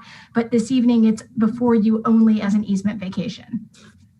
Okay, so that would be my disclosure, and occasionally I lurk in that parking lot. So I had a site visit. So. Anyway, having said that, I understand Ms. Toothaker signed up to speak, and so has Sarah Denegri, Del Negri, but I think she's just here for answering questions. So can I hear a motion to close the public hearing? Moved. Do I hear a second? Second. Please call the roll. Commissioner Sorensen? Yes. Commissioner Moritas? Yes. Vice Mayor Glassman? Yes. Commissioner McKenzie? Yes. Mayor Trentalis? Yes, and public hearing is now closed. Someone like to introduce the resolution? Introduced. The resolution has been introduced. Please call the roll. A resolution of the City Commission of the City of Fort Lauderdale, Florida, vacating a portion of that platted utility easement line along the west 6 feet of lots 12 through 21 and line along east 6 feet of lots 31 through 38, block 254, subdivision of block 254, Progresso, according to the plat thereof and recorded in Plat Book 72, page 2 of the Public Records of Broward County, Florida, located north of Northeast 8th Street, south of Northeast 9th Street, east of Northeast 4th Avenue, and west of Northeast 5th Avenue, all said land situate, lying, and being in the city of Fort Lauderdale, Broward County, Florida. Commissioner Sorensen? Yes. Commissioner Moritas? Yes. Vice Mayor Glassman? Yes. Commissioner McKenzie? Yes. Mayor Trentalis? Yes, and the item is approved. Moving on to public hearings, we have PH1. This is a public hearing regarding a resolution granting a waiver of limitations at 2407 Aqua Vista Boulevard for the installation of a platform boat lift and a platform jet ski lift. I have two people signed up to speak, but I think they're just for responding to questions, Mr. Tyler Chappelle and Jenna Robbins, or Gina Robbins, I'm sorry. Anyone have any questions? Yep. Mayor, I had a couple questions on this. Yes. Thank you. Mayor and Chris, this might probably best question for staff. I don't know if it's Andrew or who would kind of can best answer some questions on this. You go ahead and ask the question and I'll pick out who's the best one to answer it. Perfect.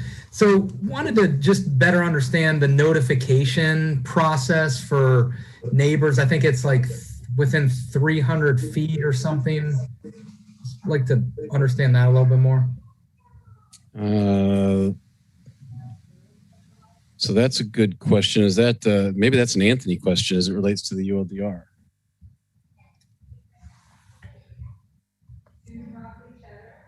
Okay, he's going to look it up. And let me just look to our staff and see if there's anybody else that would choose to volunteer an answer to that question. Looks like Andrew's going to come online, Commissioner. So just okay, great. Yes, good evening. I hope you can hear me. We can. Per the ULDR 4719.3 section E, all neighbors within 300 feet are noticed. Great. Thank you, Andrew. And how are they noticed? Is it via mail? They're sent a certified letter, or how does that work? I personally assemble a letter which is mailed to them, which is very specific regarding the distances and includes my phone number in case they have any questions. Great. And it sounds like for this, there was no concern from any neighbors within 300 feet. Is that right? That's what the minutes say for. That's correct, yes. Okay. And I'm just trying to think, Andrew, is that the most effective way for service of process? Is that, or, service of notifying, like, for example, if letters get returned because it's not the right person there, or I don't know, how do you navigate kind of that piece? It's important to note that I notice the Marine Advisory Board meeting as well as the commission meeting separately via the mail, and that it is advertised twice in the newspaper prior to the commission meeting. Yeah. Okay. Great. Now, and it sounds like, Andrew, I mean, because a couple neighbors who don't live next to this property expressed concern about kind of sightline and visual impact of the water. Any feedback on that? It sounds like no one else is really concerned or feels like that's a concern.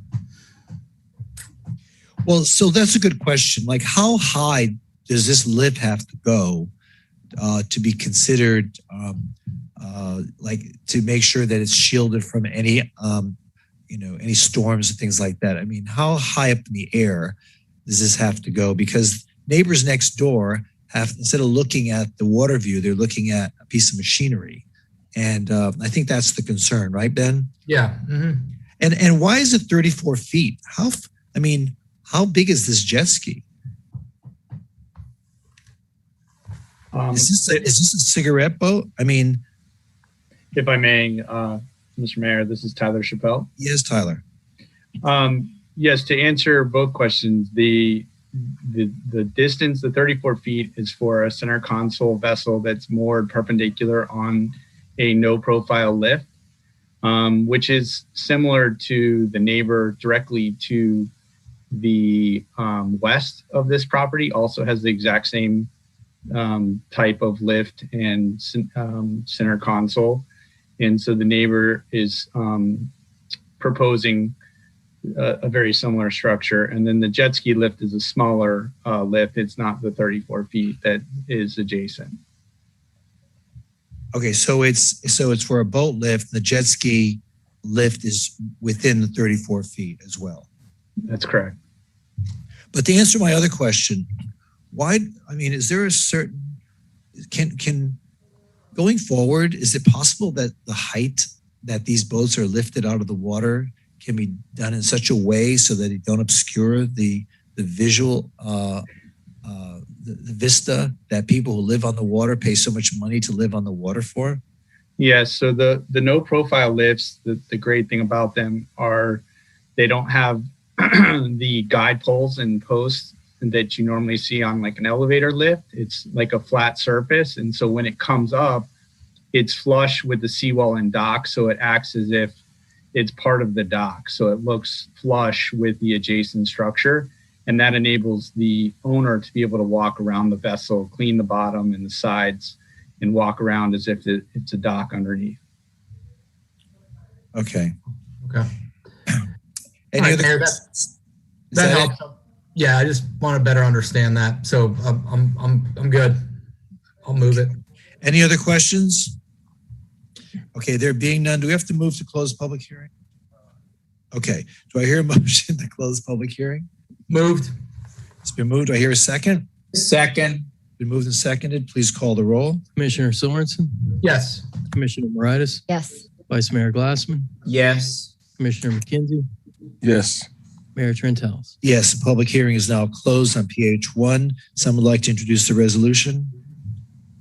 Introduce. A resolution of the City Commission of the City of Fort Lauderdale, Florida pursuant to Section 47-19.3E of the City of Fort Lauderdale, Florida Unified Land Development Regulations, granting a waiver of limitations of ULDR Section 47-19.3C to permit Troy Eakins and Ties Eakins installation of a 30,000-pound platform boat lift and a 5,000-pound platform jet ski lift that will extend a maximum of plus minus 34.5 feet from the property line into the waters of the Middle River Canal, such property being located at 2407 Aqua Vista Boulevard, Fort Lauderdale, Florida, and more particularly described below, subject to certain terms and conditions, repealing any and all parts of resolutions in conflict herewith and providing for an effective date. Commissioner Sorensen? Yes. Commissioner Moritas? Yes. Vice Mayor Glassman? Yes. Commissioner McKenzie? Yes. Mayor Trentalis? Yes, and the resolution is approved. Public hearing number 2 is a resolution granting a waiver of limitations at 736 Northeast 20th Avenue for the installation of 1 triple mooring pile cluster and 2 single mooring piles. We have a number of people who've signed up to speak on this matter.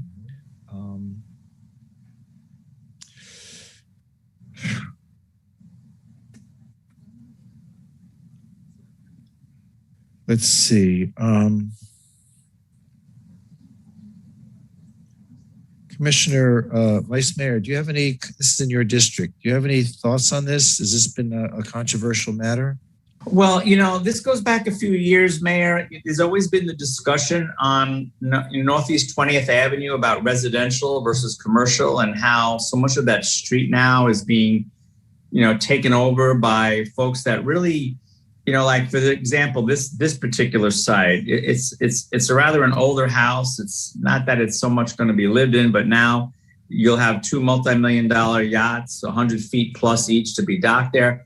You know, that part of the street's becoming very much like a marina. And I would love to hear staff help me understand what's going on here, or how many of these we should be approving or not. And just, you know, helping the neighborhood and the street understand what's going on here. But this has been, you know, increasing over the years. You probably remember this, Mayor, from when you were the district commissioner, what's happening on this street. I remember very well. Who from city staff? Anthony? Who from city? Who? Is there a member of the Marine Advisory Board? Does someone like to comment on this? What are you going to, is there a question? Is there a question, Vice Mayor? Well, my only question is, it's sort of general. It's like, where are we going with this? I mean, it's just too much of a conflict between, you know, the residential and commercial and all on the same street. And well, go ahead. These people who own this property own the boats too. That's a requirement, right? Correct, but it's really becoming almost like a marina in that stretch. And I mean, let's hear from folks, you know, that live right there and see what happens. But I just think that as a city, we should start, you know, looking at this and maybe just addressing what is our intention here, what's going on here, because do we want this, you know, to be a marina? That's all. Okay. Priscilla Juranich and Jim Juranich. Priscilla, are you there? I am. Can you hear me? We can certainly hear you. Terrific. So I also have a presentation, and I want to make sure that that is presented as I speak. Okay. So I sent it in, and I want to make sure that you folks see it. How does that work? Oh, you're going to take it? Okay, so give us a second. Sure. Okay, Life 20th Avenue. Got it. So the individual who is doing this, I just want to make sure that I'm going to be telling them to go to the next slide. I'll say next slide, whatever. And they need to keep up with me because I got a lot to say and a little time to say it in, okay? Get going. All right, here we go. Life on 20th Avenue. 2 things I want to point out. We are currently working with the city to rescind our pile waivers. And also the waterway photos were taken from our backyard. Next slide. Everyone hopes that... Okay, next slide. Thank you. The mega yacht owner is a good guy, yet we see these atrocities continually. Here's examples. Next. Ongoing violation of the 30% restriction by multiple properties. Next. Frequent fuel spills that go out 500 feet plus into the waterway. Next. Next. In this case, the fire department boat came out on the day of the fuel spill. I obtained their report, which stated their findings of moderate fuel slick. Next. The issue and smell continued. Next. A few days later, we began once again suffering through bilge pump outs from one of the yachts upstream. Next. Exposure to recreational users as well. Next. And there's the yachts that charter out of their properties, including the owner of 736 Northeast 20th Avenue. 836 was a typo. Next. And here's another one, which should say 724 and not 824. My apologies. Note that I only looked up 2 yachts to check on chartering, and I was 2 for 2. Next. Here's what it's like living with yacht charters as neighbors. Next. Next. Charter or not, a mega yacht needs mega service. Next. And mega fuel. Next. More service. Next. More maintenance. Next. As indicated by experts. Next. I will continue to fight for this area and what's fair for the neighborhood. Next. This area is designated as recreational waters. Next. This area is like no other in Fort Lauderdale. It should be preserved for all, not just a few. Next. And then there's climate change. You all know the increasing hurricane dangers, including increased sea level rise, stronger winds. Next, I'm sorry, next. Speeds, worsened storm surge, increased frequency, and a longer season that aligns with the king tides. Next. Every year we see increased flooding. Next. We all know the devastating effects of Irma on the Keys, but I also want to point out one recommendation for boat and human safety by experts, in this case, Boat US. Find a spot that has few homes. Next. To be clear, approving this waiver is condoning non-waterside residents on 20th Avenue having yacht service sheds as their neighbors. All residents dealing with marine congestion and crew on 20th Avenue. Continued degradation to the Middle River waterway on 20th Avenue due to lack of oversight and irresponsible mega yacht owners. All area residents living with increased risk to life and property in the event of a hurricane. Next, I'd like to suggest that there is a fair compromise for all parties involved. Bottom line, leave the residential area to the residents, and in the commercial area, let them run their unregulated marinas. Personally, I think there should not be any boats allowed to impinge on the waterway more than 50 feet. If they want a larger one, it needs to be parallel to their property. Thank you. All right, thank you. Dennis Mile. Oh, excuse me, you're on the next one. I'm sorry. I was looking at the wrong pile. David Nutter, followed by Alexander Johnson, followed by Josh O'Hara. Is David Nutter here? Is he online? Yes, can you hear me? Hi, David. Yeah, I'm just here to represent one of the representatives for the owner to answer questions if the commission has Okay. any. Is this your boat? No, I'm the contractor with the NMI. Okay. Alexander Johnson. Is Alex Johnson there? Yes. Yes, can you hear me? We can certainly hear you. Thank you. Commission, I live directly across the street from the petitioner requesting a 128-foot variance. The horror of living across from these mega yacht operations is that these are strictly commercial enterprises. No one actually lives in that property except crew of the yacht and workers that are working on the yacht. My understanding is that the owner, to the extent that there is an owner, because the property is titled to a Canadian corporation that isn't even licensed to do business in the state of Florida, according to sunbiz.org, doesn't even reside at the property. When he's in Florida, he stays at a hotel. But these mega yachts, which are of $6 million in value, 150 foot in length, with crews of 5 and 12 passengers, and which are listed for charter at $89,000 a month, are strictly business enterprises. No one lives at the property except employees and crew. The street is filled with yacht workers and repairmen. And also when the crews are around, including the next speaker, they tend to behave very badly. In fact, the next speaker drove his car into my house at 4 in the morning last September, causing property damage. They are the worst neighbors ever. I should remind the commission that this street is zoned R4. It is not commercial in any sense. So I don't understand how the city is allowing them to violate not only the zoning code for renting to yachts, but also the city charter that says that no business should be operating on these properties and that any business should not be generating any traffic.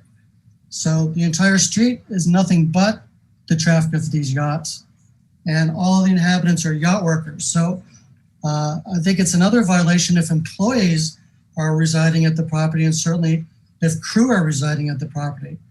But the one person who's never residing at the property is the putative owner. Further, I don't know any individual who owns more than one $6 million yacht. So to think of these yachts as accessory uses is laughable. I think that the staff has allowed these individuals to turn the ordinance on its head. The dockage of yachts at a waterfront property should be the accessory use to the residential use, not the primary purpose of the property is to dock commercial vehicles, with the residential use being accessory to that. Thank you for your consideration. Thank you. Josh O'Hara, you're the applicant. Are you there? I'm here. Can you hear me? Yes, we can.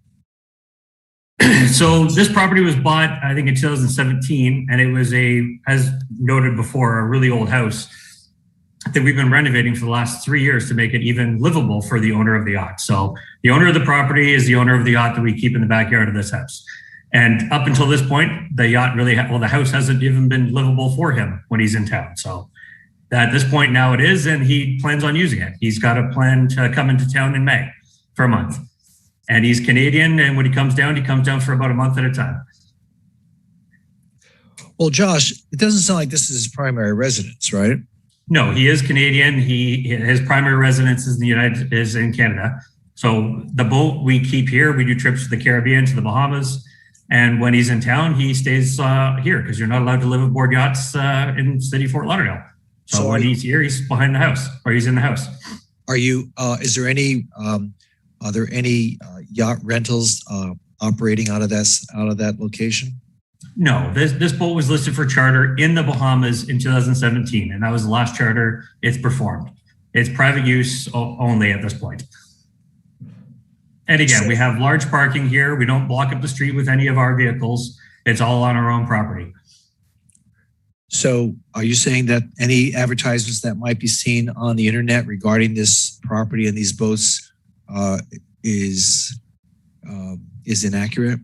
Yeah, it would be outdated. Yeah, this boat hasn't been listed for charter actively since 2017. Since when? 2017. Mayor, just so I'm understanding, are they allowed to charter boats in that area? No, it's only supposed to be for primary residence. So they're there to never charter any of the boats in that area. Is that right? That is correct. And how do we, and Mayor, maybe this is a question for Chris, but how do we regulate that? I mean, in other words, if we find out someone's chartering the boat, how do we monitor that? It would be a code function. It'd be a code function. Okay. Probably reported by a neighbor who saw it or, looked online. Okay. Thanks, Mayor. I just wanted to kind of understand that more. I understand. Any other questions? I have to tell you that, it's gotten ridiculous. We hear the responses. None of them are never fulfilled. When I hear that someone comes down here for 1 month out of the year, but the boat stays here for 12 months, it's just not sitting there doing nothing. And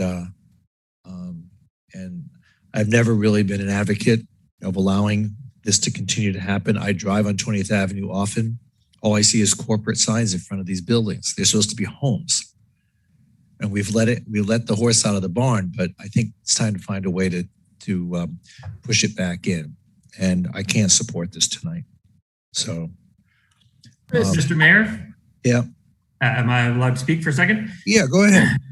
It's not just once a month. What I'm saying, when he comes down, it's 3 to 4 months a year. And again, he comes down when he can. And again, this last year has been difficult with COVID. So Canada is very strict on regulations right now. So, but again, he still comes down when he can. It's not 1 month a year. He's down for several months every year. So are you saying that the person you're representing is not intending to use this as a basis for charter business? No, absolutely not. As I said, legally, the boat's a foreign flag vessel. It can't charter in the United States. It cannot. It has to go to some foreign country. And as I said, it's not listed for charter right now. But again, when you list a boat for charter, those advertisements stay on forever. It's not something that's actively listed. Yeah, but I'm not talking about just this boat. I mean, we're not really designated a specific boat. We're allowing you to put pilings in. Any boat can go there. So whether it's this boat or another boat, it doesn't really matter. What matters is whether or not it's going to be, whether boats for charter are going to be using this as a base for a business. And so you're saying that's not going to happen. Absolutely not. That is not happening.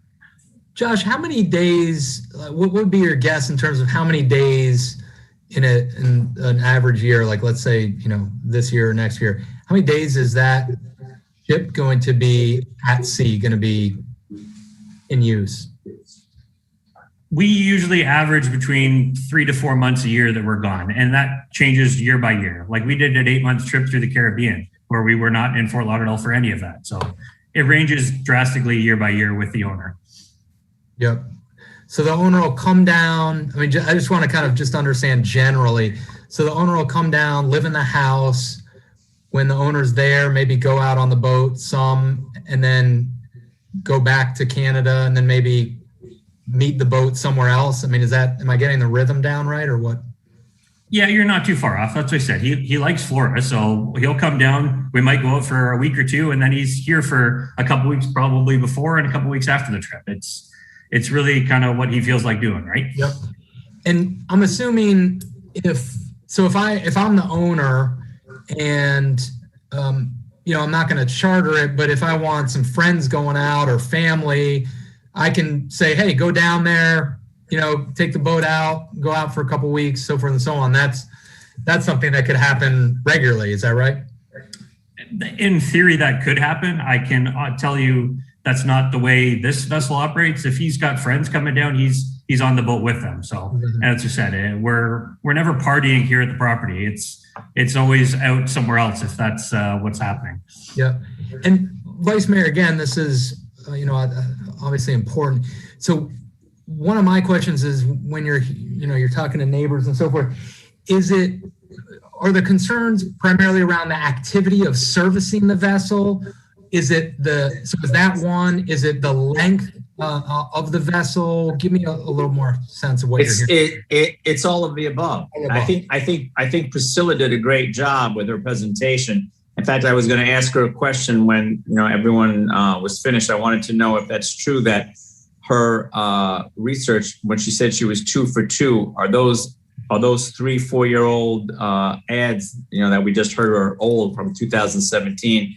I was hoping she'd be able to explain that, but Commissioner Sorensen, I can speak. Can you hear me? Yeah, we can hear you, Priscilla. Okay, so it's interesting. The gentleman said that yacht's not listed for charter. No Boys is the yacht, but it's actually listed for charter on their own website, their No Boys website. That on their domain, it's listed for charter.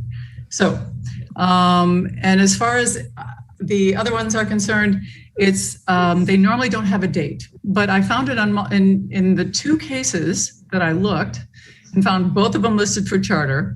I found it on 3 different sites, and there was more listings. I didn't think I needed to go any further. By the way, my husband wanted to speak on this too, so I'm done now. Well, you kind of used up the time for both of you. That's why that's why I kept allowing you to go. But do you have something to say on this? Jim Juranich?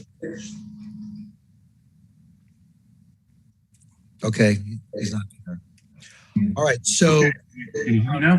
Sorensen, keep going. Hello, can you hear me? Oh yeah, we can hear you now.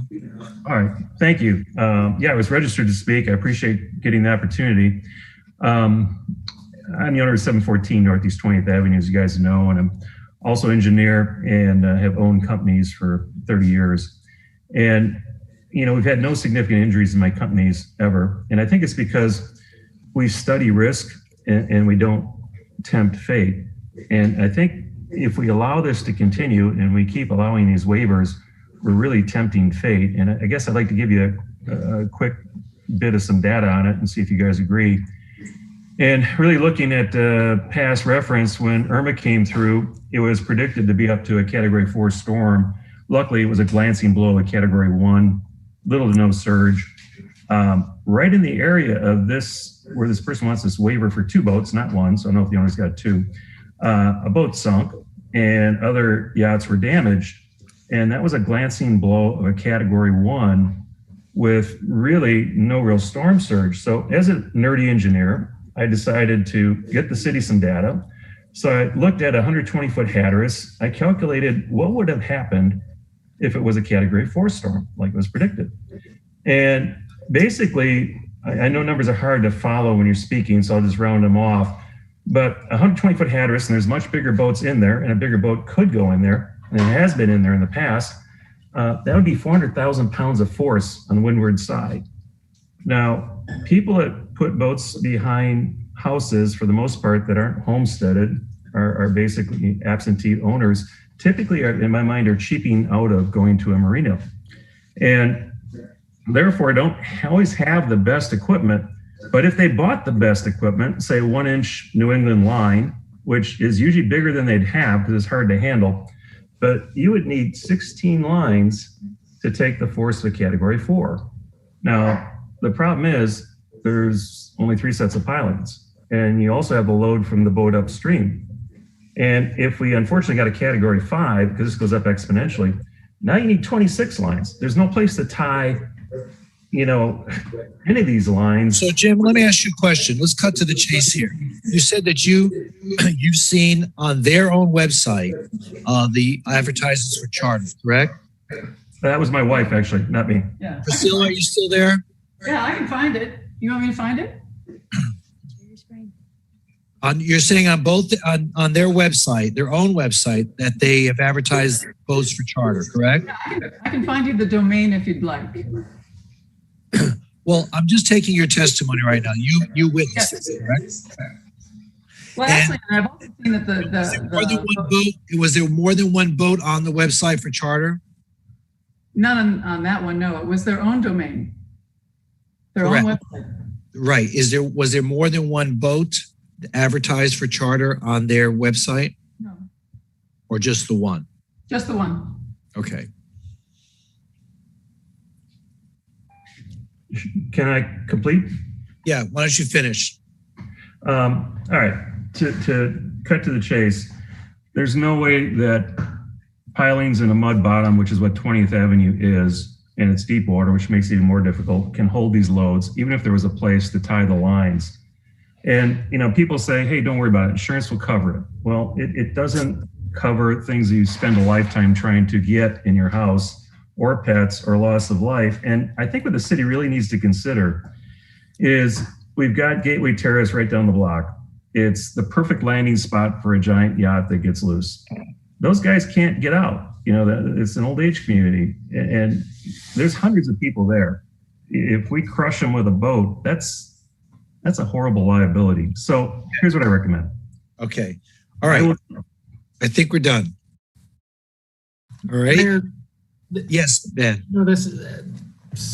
We've addressed similar situations, and my suggestion has been then and now is I feel like we need to do one of two things. Either one, reevaluate our ULDR around this and adjust it so that we're not routine as frequently approving waivers, or we just stick with the ULDR. I just feel like it doesn't have much conformity in our application. Well, the ULDR has set out certain limitations. The Marine Advisory Board continues to vote unanimously or almost unanimously for all these waivers. They're not the best guideposts in terms of helping us to make the proper determinations. In all the years I've been on this commission, which is over 11, I've never seen one recommendation. Maybe I saw one recommendation against a waiver. So I'm frankly, tired of the smoke and mirrors on these applications, especially on 20th Avenue. I'm disappointed to hear from the representative that this boat, they can't control the advertisements for charter. Once you put it on there, they're forever there, when in fact it's on your own website. I think you have some control over that. I don't like being lied to. So I'm just not going to support this. And I think that we need to draw a line saying that we're no longer going to be, told that these things are for private use when in fact they're being used for commercial uses. So any further questions? No one else has signed up to speak. Any further questions with regard to this matter? And I'd like to hear someone introduce a resolution one way or the other regarding this. Introduced. Introduce what? Introduced to support the waiver? Sure. Yeah. Okay. Mayor, should we close the public hearing? Okay. Let us close the public hearing. First, Commissioner Sorensen, could you please introduce a motion to close the public hearing? Move to close public hearing. All right. Do I hear a second? Second. Okay. Commissioner Sorensen? Yes. Commissioner Moritas? Yes. Vice Mayor Glassman? Yes. Commissioner McKenzie? Yes. Mayor Trentalis? Yes, public hearing is closed on PH2. Do I hear, and Commissioner Sorensen introduce the resolution?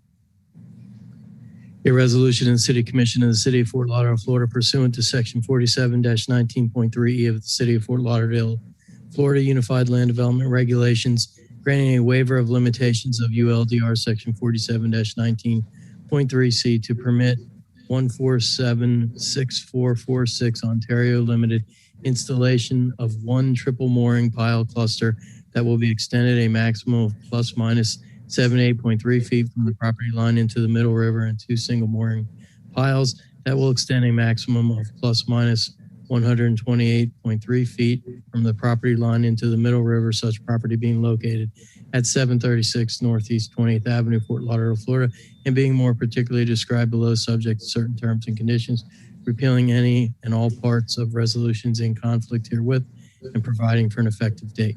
Commissioner Sorensen? No. Commissioner Moritas? No. Vice Mayor Glassman? No. Commissioner McKenzie? No. Mayor Trentalis? No. Okay, let's move on to the next item. PH3. This is a de novo hearing, quasi-judicial consideration of an ordinance for a vacation of right-of-way application. It's a portion of Northeast 8th Street, Holman Automotive, Inc. Anyone wishing to speak must be sworn in. The commission will announce any site visits, communications, or expert opinions received and make them a part of the record. Any disclosures, Commissioner Moraes? Didn't we already give disclosures? I do have some. 2921, Dina Gray and Bob Monte. Maybe I gave disclosures when it was something else. You would have given them when you decided to do the de set novo the hearing. Yeah, to set it. Right. That's when I did it. I haven't met with them since then. Okay, Vice Mayor?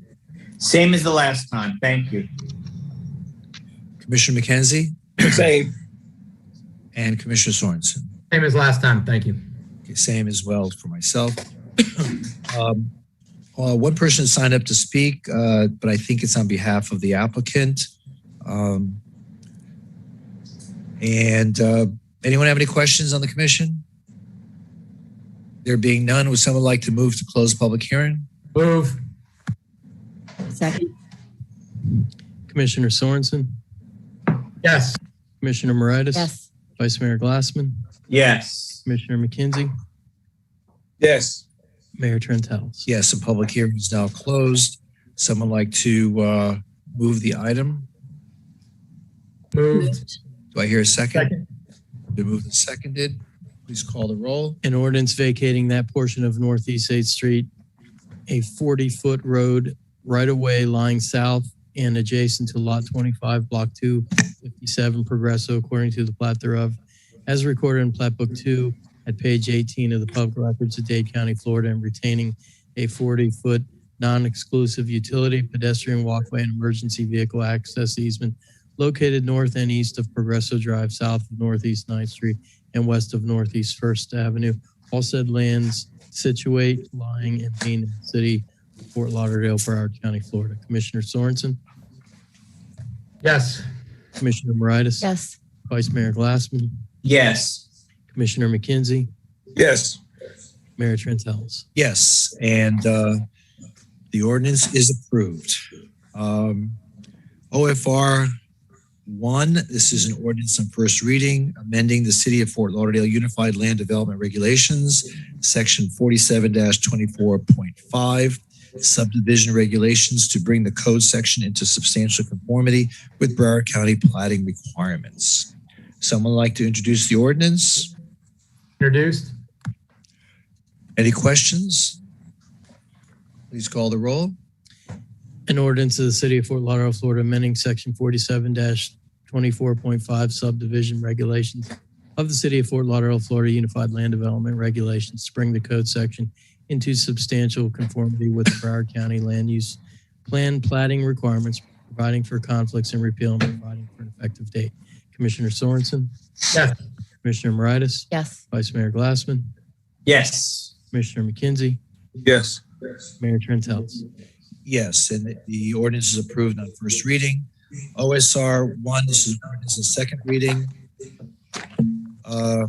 Ordinance amending the City of Fort Lauderdale Unified Land Development Regulations by creating Article Roman numeral 12, Section 47-36, establishing a transfer of development rights program, Planning and Zoning Board case number 2001-0001. Any questions on this? Someone like to introduce the ordinance? Introduced.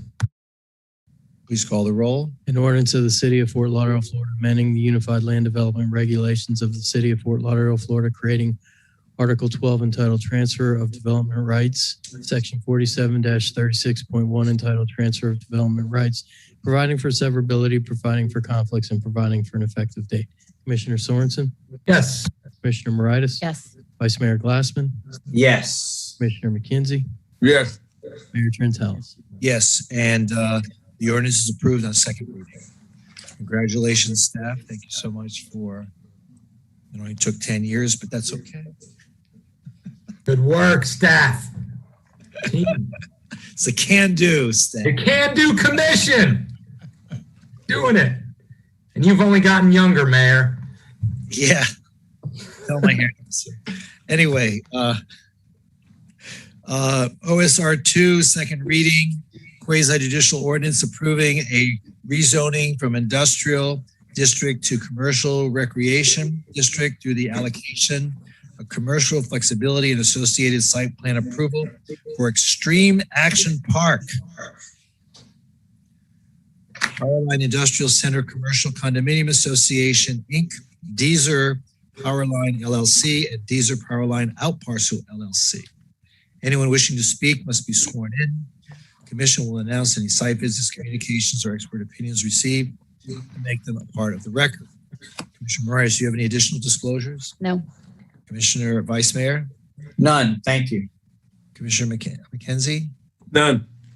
And Commissioner Sorensen? None. I have no additional disclosures either. Would someone like to move to close public hearing? Move. Do I hear a second? Second. Commissioner Sorensen? Yes. Commissioner Moritas? Yes. Vice Mayor Glassman? Yes. Commissioner McKenzie? Yes. Mayor Trentalis. Yes. So public hearing is now closed. Please, would someone like to introduce the ordinance? Introduced. An ordinance amending Section 47-1.6.b of the City of Fort Lauderdale, Florida, Unified Land Development Regulations through the revision of the official zoning map of the City of Fort Lauderdale and Schedule A revised compilation attached thereto and by reference made a part thereof so as to rezone from I general industrial to CR commercial recreation through the allocation of commercial flexibility, that portion of northwest 1/4 of Section 15 Township 49 South, Range 42 East, lying west of the Seaboard Coast Line Railroad right-of-way, less the west 35 feet thereof, less the right-of-way for Northwest 9th Avenue as described on Official Records Book 3988, page 648 of the Public Records of Broward County, Florida, and less the north 970 feet, and east south 864.07 feet, located west of the Seaboard Coastline Railroad, north of Commercial Boulevard, east of Power Line Road, and south of Northwest 57th Street, all said lands being in the city of Fort Lauderdale, Broward County, Florida. Commissioner Sorensen? Yes. Commissioner Moritas? Yes. Vice Mayor Glassman? Yes. Commissioner McKenzie? Yes. Mayor Trentals? Yes, and the ordinance is approved on second reading. Congratulations. Okay, is there any further business of the city commission? So, Mr. I Mayor, got some items, Mayor. we still have a CRA agenda to do. Right, that's not the city commission. And I guess we have commission reports potentially to go back to that we didn't get to this afternoon. Right. But is there any further business of the commission for this meeting? There's not. Hold on. So I've got Commissioner Sorensen. Yeah, I've got some items. Or did I hear right? We're going to have commission. We're going to go back to commission reports for the conference meeting. Okay. Let me see if I need any action on these items. No. Okay. Commission reports is fine to do it. Okay. Anything further from the commission? Okay. Meeting adjourned. So let us now convene the CRA board meeting. Please call the roll. Commissioner Moritas? Here. Vice Chair Glassman? Sorry, here. Commissioner McKenzie? Here. Commissioner Sorensen? Here. Chair Trentals? Here. So we have M1, motion approving minutes for March 2nd, Community Development Agency Board meeting.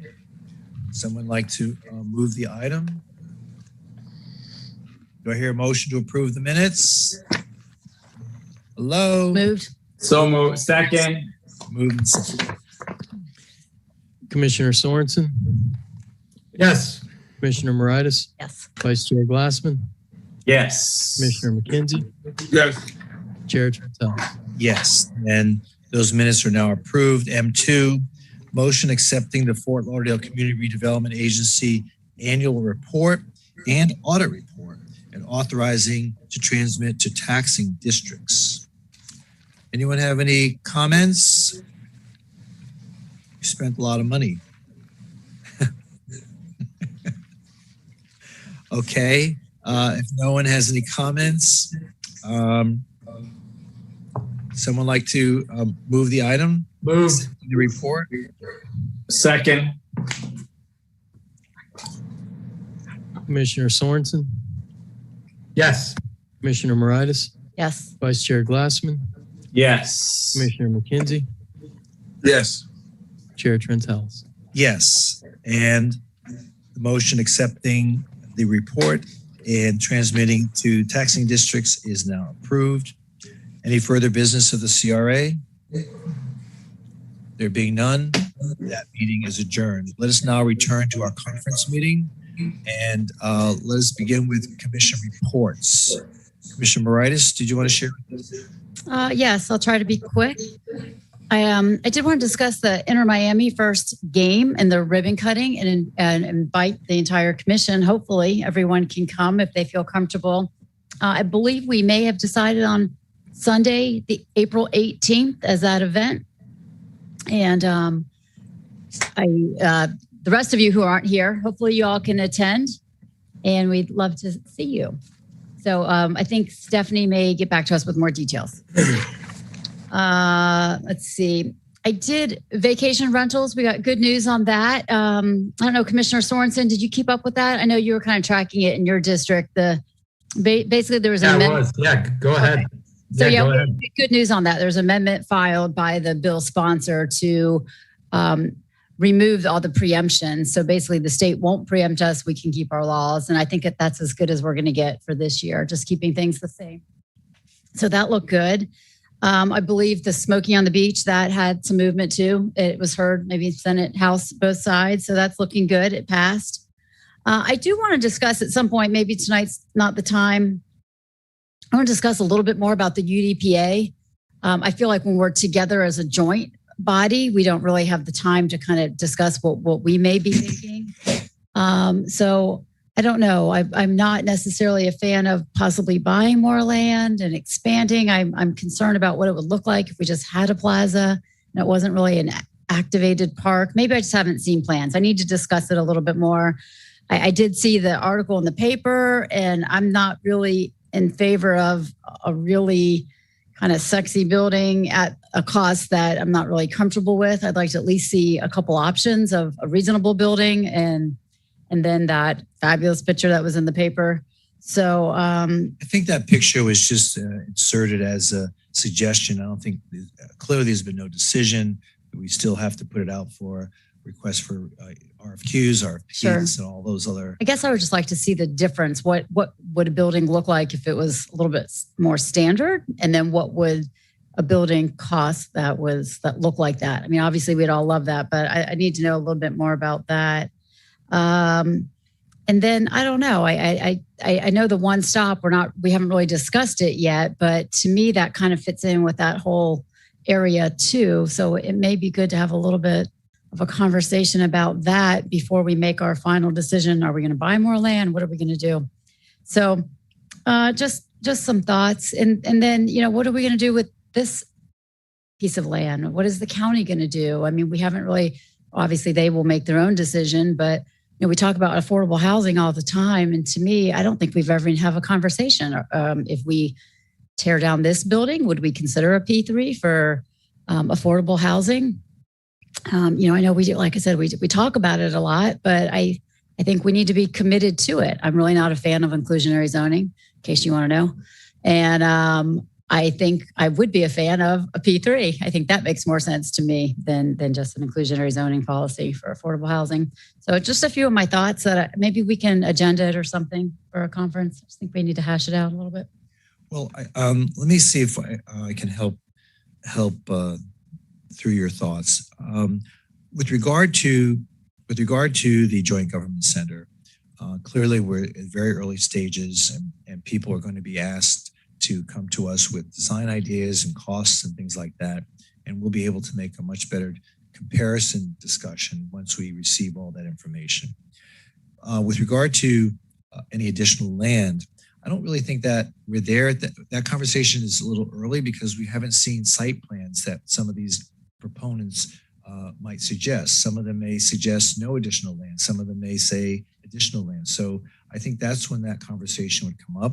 As it happens, as we all know, Brightline is selling off some of these parcels, which just happen to be in the adjacent areas. So it presents an opportunity to buy more land, not necessarily an obligation. So I think once we see what some of these proponents have to offer, at that time, I guess we'll be asked to make that kind of decision. And whether it be the county buying the land for their own, account or asking us to participate, we don't know. That hasn't gone there yet. So with regard to the one-stop shop, I don't know. I'd defer to the vice mayor. What do you think? We have an unsolicited proposal that's been presented to the city.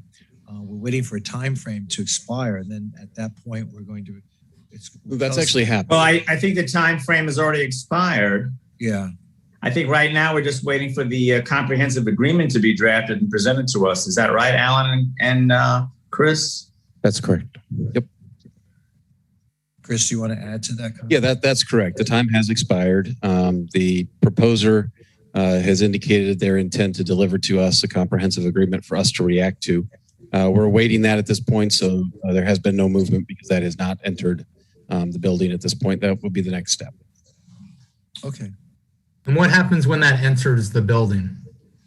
Then we will take a look at it, make sure it matches the statute for unsolicited proposal, make sure it's complete and that it meets the requirement for public purpose, and then it would be presented to the commission for their consideration.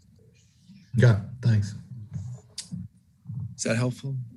Yes, I just thought we needed to discuss things a little bit more. Maybe. Yeah. And so I look forward to having that conversation. Vice Mayor, we did attend the beach renourishment meeting. Are you keeping up with all the beach renourishment stuff that's going on? It'll be my district and yours, I guess. Yes, thank you. So they will be doing beach renourishment from Hillsborough to Port Everglades, the Army Corps of Engineers. So that's coming. We will see that come kind of at the end of this year, right, Chris? It's the end of this year. Construction will begin in November and completed in April. At least that's what I have. I don't have anything that would be contrary to that. I could go to our staff that would probably know the exact dates, but that seems to be about right. Okay, so that's going to be coming if neighbors start asking about that. So, all right, thank you. Okay. Vice Mayor, what have you been doing the last 2 weeks? Absolutely nothing, Mayor, but thank you for asking. Here we go. Are you ready? Okay. Let's see. I did attend on Thursday, March 4th, the pedestrian bridge ribbon cutting grand reopening on the bridge over A1A from the beach to the BMR complex. I was very impressed with the work on the bridge. It looks great, and public art is coming next. The pathway on that bridge will actually have a lot of they're working on partnership actually with some turtle folks. So there'll be sea life and ocean life, and it should be quite a beautiful mural that people will see as they cross over A1A. But the bridge looks really, really good. Let's see. Obviously, we all did attend, you just mentioned the UDPA meeting on Tuesday with the county. I also attended the International Swimming Hall of Fame Board of Directors meeting on the 9th. And on the 9th of March, had a wonderful tour to see the progress in the Parker Playhouse. I was really, really impressed. The work is great. The retention of the historic elements of the theater, coupled with the new elements are really stunning. I think people will be really, really pleased when they see the finished product. They're hoping that will be delivered sometime in May, and then hopefully a season will actually start at the theater in September. So congratulations to all involved with that. That was a really lovely tour. And then on Saturday, March 13th, I was very honored to be a judge at Art 13 on 13th Street. All the little free library designs lining the street. There must have been about 25 that we judged. And that was really a lovely event. To see the activation on 13th Street, especially during times of COVID, is really, really encouraging. There is definitely a new spirit there, and seeing all of the people walking around and enjoying not just the art and the event, but also just even when there are no events, just the activation on a daily basis. So congratulations to all involved over there as well. Tomorrow I will be speaking in the morning with the Marine Industries Association, also attending the Neighborhood Leadership Academy in the evening, as well as the Flagler Village Civic Association. Thursday is the Lake Ridge Civic Association. On Friday, I'll be addressing the Beach Council Board of Directors. I will announce that Tuesday, March 23rd is Pratima Raju's birthday. So happy birthday, Pratima. And also South Middle River Civic Association will be meeting on the 23rd. I did have just a couple of comments that hope Chris can weigh in on as quickly as possible. But Chris, there's a lot of chatter out there, and I think misinformation about where we are with DC Alexander Park on the beach. Can you shed some light on that and put some of that misinformation to bed? Yeah, so I can tell you that we had the CRA complete the plans. They're shovel ready. As we were funding the different projects out at the beach, the Aquatic Center needed some additional funding. So the funding source from the CRA and DC Alexander Park was moved to the Aquatic Center. That would be a park expansion. So we're looking at appropriating funds either in the form of park impact fee or other appropriate funding sources to move that project forward. So it doesn't have the same identified funding source that it had, but it is no less of a project. It is complete plan-wise and ready to go. We just have to put together the funding strategy and bring that forward to that mission. And what do you see as a timeline for that? Because we've been waiting a long time for that. I've gone to so many charrettes over the years, maybe 5, 6, 7 years already for DC Alexander Park. And I think the new design is really quite nice. And so what do you see as just the timeline moving forward with this project? So let me bring an answer to that question back to you on April the 6th to coincide with the budget amendment for the month of April.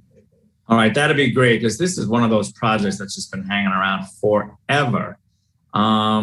Okay. Also, Chris, a lot of misinformation out there. People think there's a program. Some people say there's no program. The city's paying for their neighborhood.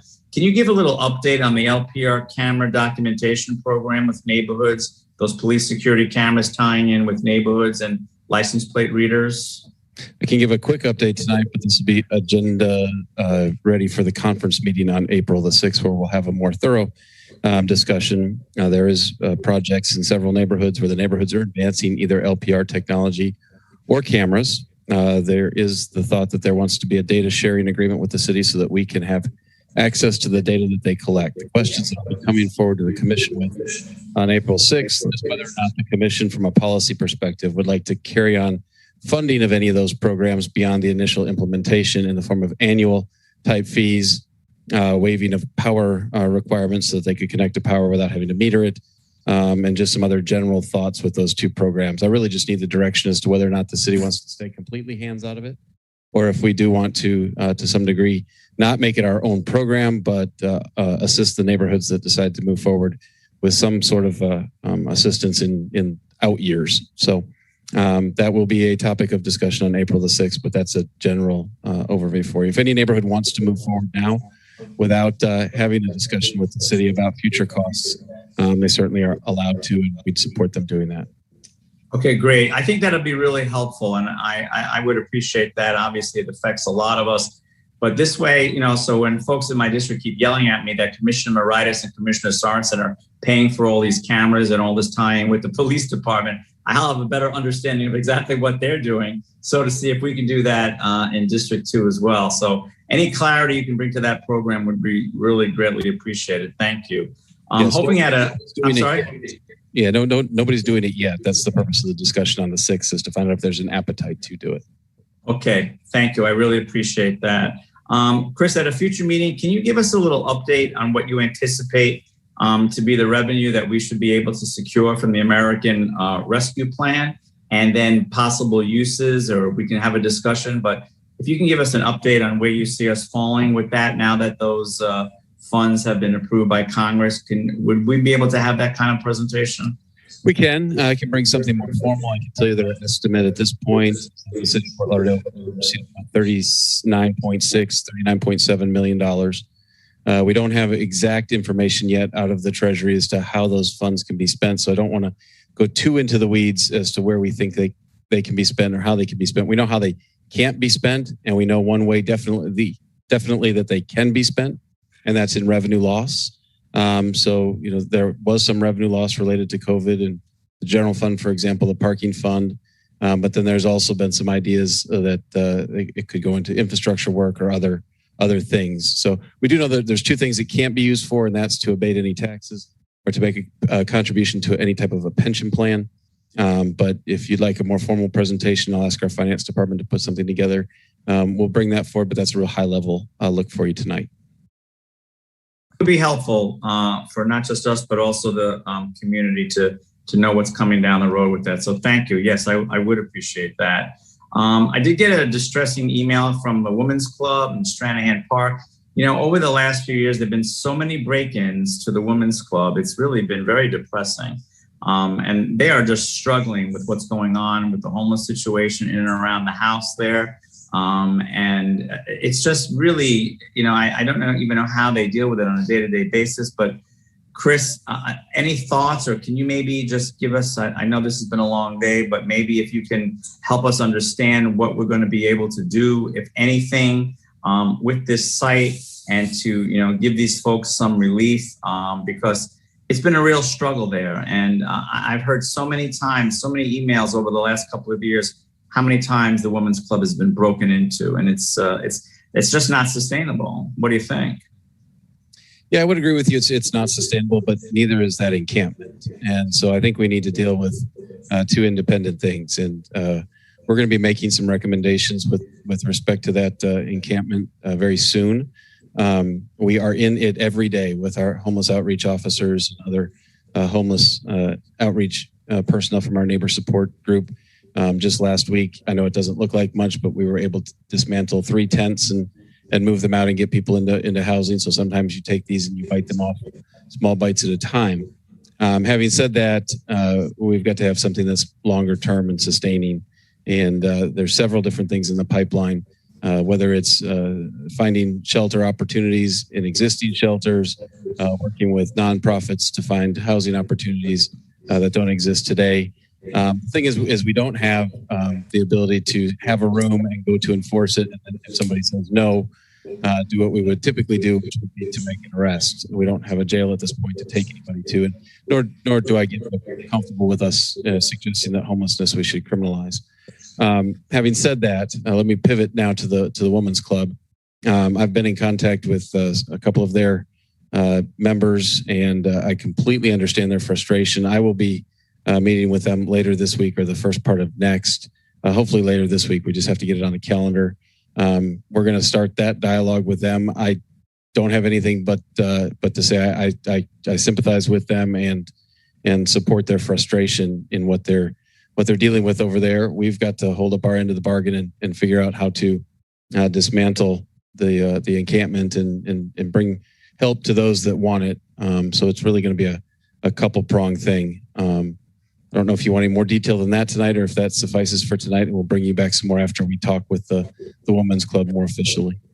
No, I think that'd be great, but any kind of update after you do have that meeting would be terrific, because I know that they did post some suggestions in that email of something that they thought might be a remedy, but I'm glad to hear you're meeting with them because I know that this has become a crisis situation for them. And so thank you for meeting with them, and I'll look forward to hearing what comes from that meeting. And last but not least, and I know we've talked about this a lot, and the mayor's brought this up as well a lot, but this past weekend was a nightmare on the beach with motorcycles.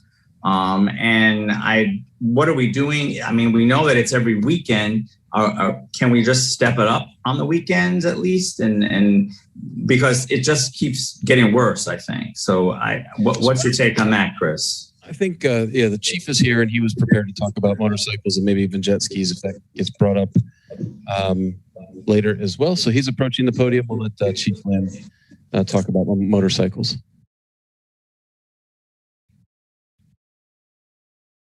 Nope. Nope. Just maybe get a little closer to it.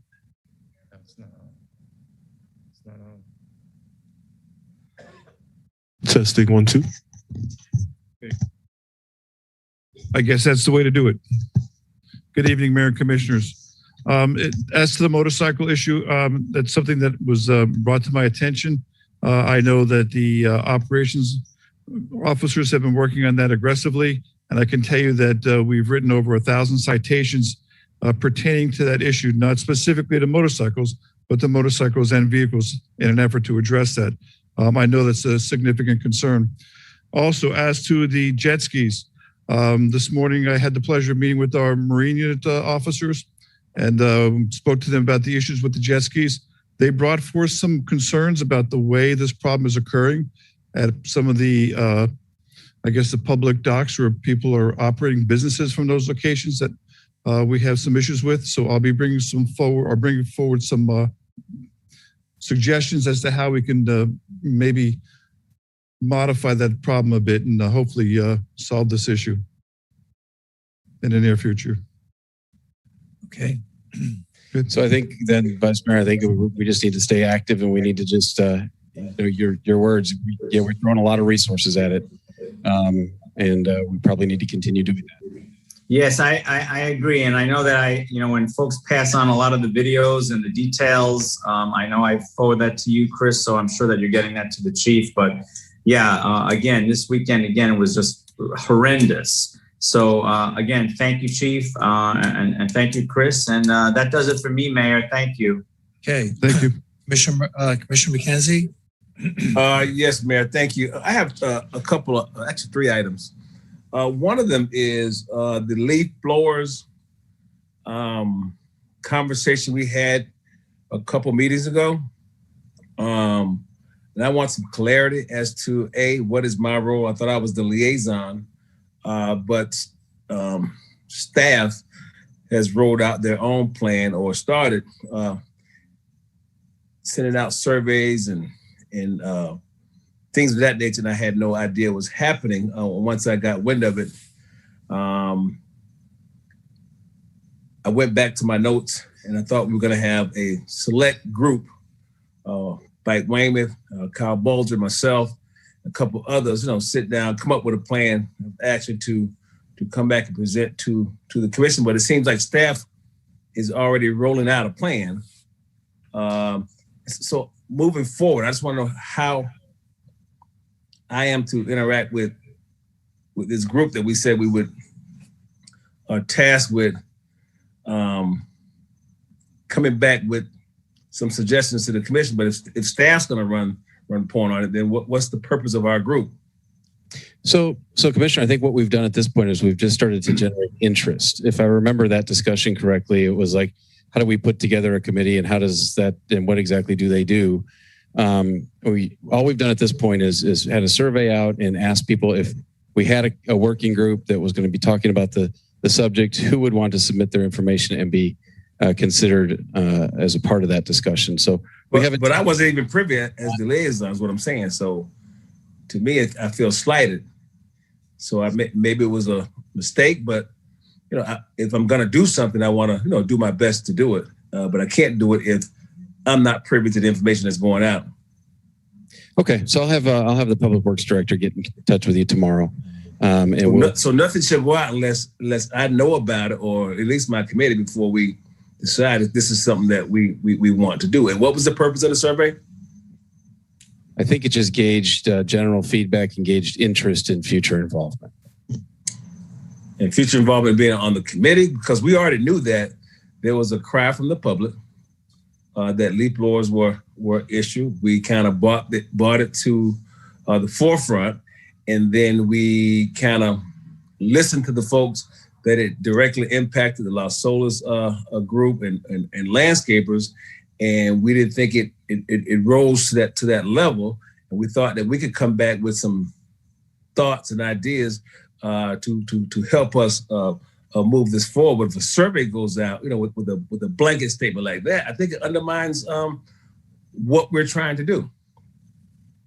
Okay, I'll learn more about it, and we'll bring you up to speed. And so maybe we should all get together, those four of us, along with whoever you have as the point person, and then come up with an idea of how we want to approach it, as opposed to just throwing this survey out there and to undermine, I think, what we were tasked to do.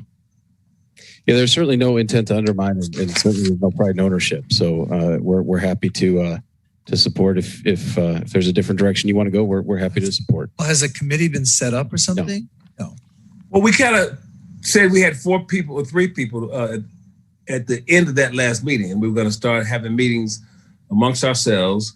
We do have one planned for next month, but then the survey goes out, and it just concerned myself and the committee members that something was moving before we even, got together and talked about how we wanted to move forward, taking into consideration all of the information that you all shared with us 2 meetings ago. Okay. All right. So please connect with we will. Commissioner. Okay. Yep, we sure will. Okay. The second thing I want to bring is more of an announcement to let you all know that I'm going to circle back to the annexation project that I had as a priority, or one of my goals. We started talking about it, I think it was October, and it got kind of political, of annexing the 5 last unincorporated pockets in Broward County, and in particular, Roosevelt Gardens, Franklin Park, Washington Park, Boulevard Gardens, and we also talked about Broadview as well, especially with the affordable housing project that we're doing. I want to now bring that back to us. So I'm going to reach out to the consultant that we paid to put this together for us and do a presentation. So I'm going to reach out to him next week. I think Chris, his staff, myself, and I encourage you all to reach out too, so you have a better understanding of what it is we're trying to do here, and bring it up at a future meeting to see how we address it, vet it, and see if it's something we want to do as a commission. So I just wanted to give you a heads up and not just have it come up like it did last time. And we all want able to prepare for it. So, and Chris, you can share the consultant's information with my colleagues so that, they can call, get any questions answered they want, prior to us putting it on a future commission meeting. Will do. Anybody have any questions, or do you remember this conversation? Well, I think when the subject was brought up, I think we were supposed to be presented with the financial analysis of the annexation process, how much it would impact us one way or the other. Yes, part of the city. I think that's what we're waiting for. And that's the work that the consultant that the commissioner is referencing has done. So in their annexation report, that information will be there. Okay. All right. Okay. Thank you. The other thing, Chris, is I know we have an interim police chief, and I'm fine with the interim police chief, but I know you were tasked with when I found a permanent chief, but prior to getting to where we are now, we had some hiccups in the road with our previous interim chief, and we had some hiccups with our permanent chief prior to that. And it's been some months of this ongoing search for a permanent chief. But in the interim, we've had some morale problems over there. And and I just want to know, A, how's that going? And B, I heard some disturbing news in the last 24 hours about an incident that happened over in the police department. And I don't know if it's true or not, but it rises to a level of grave concern to me when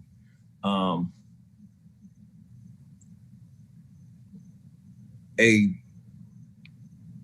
past interim chief walks into a meeting and puts a rifle on the table, and no one says anything about it.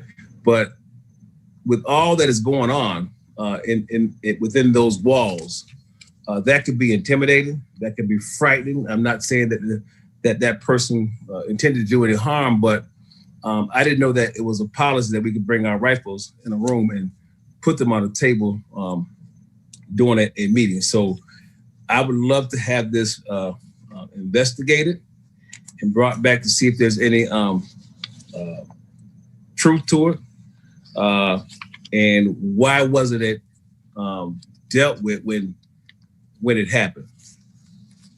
Okay, so the best I can tell you tonight is that that's the first I have heard of that. And so I can't really play it out in a public meeting any more than that tonight, but I can tell you that I'll walk out with the chief later tonight, and we'll chat, and we'll bring back an answer, an update. And if it is something that warrants an investigation, we've never shied away from those, and we would do one in this case too.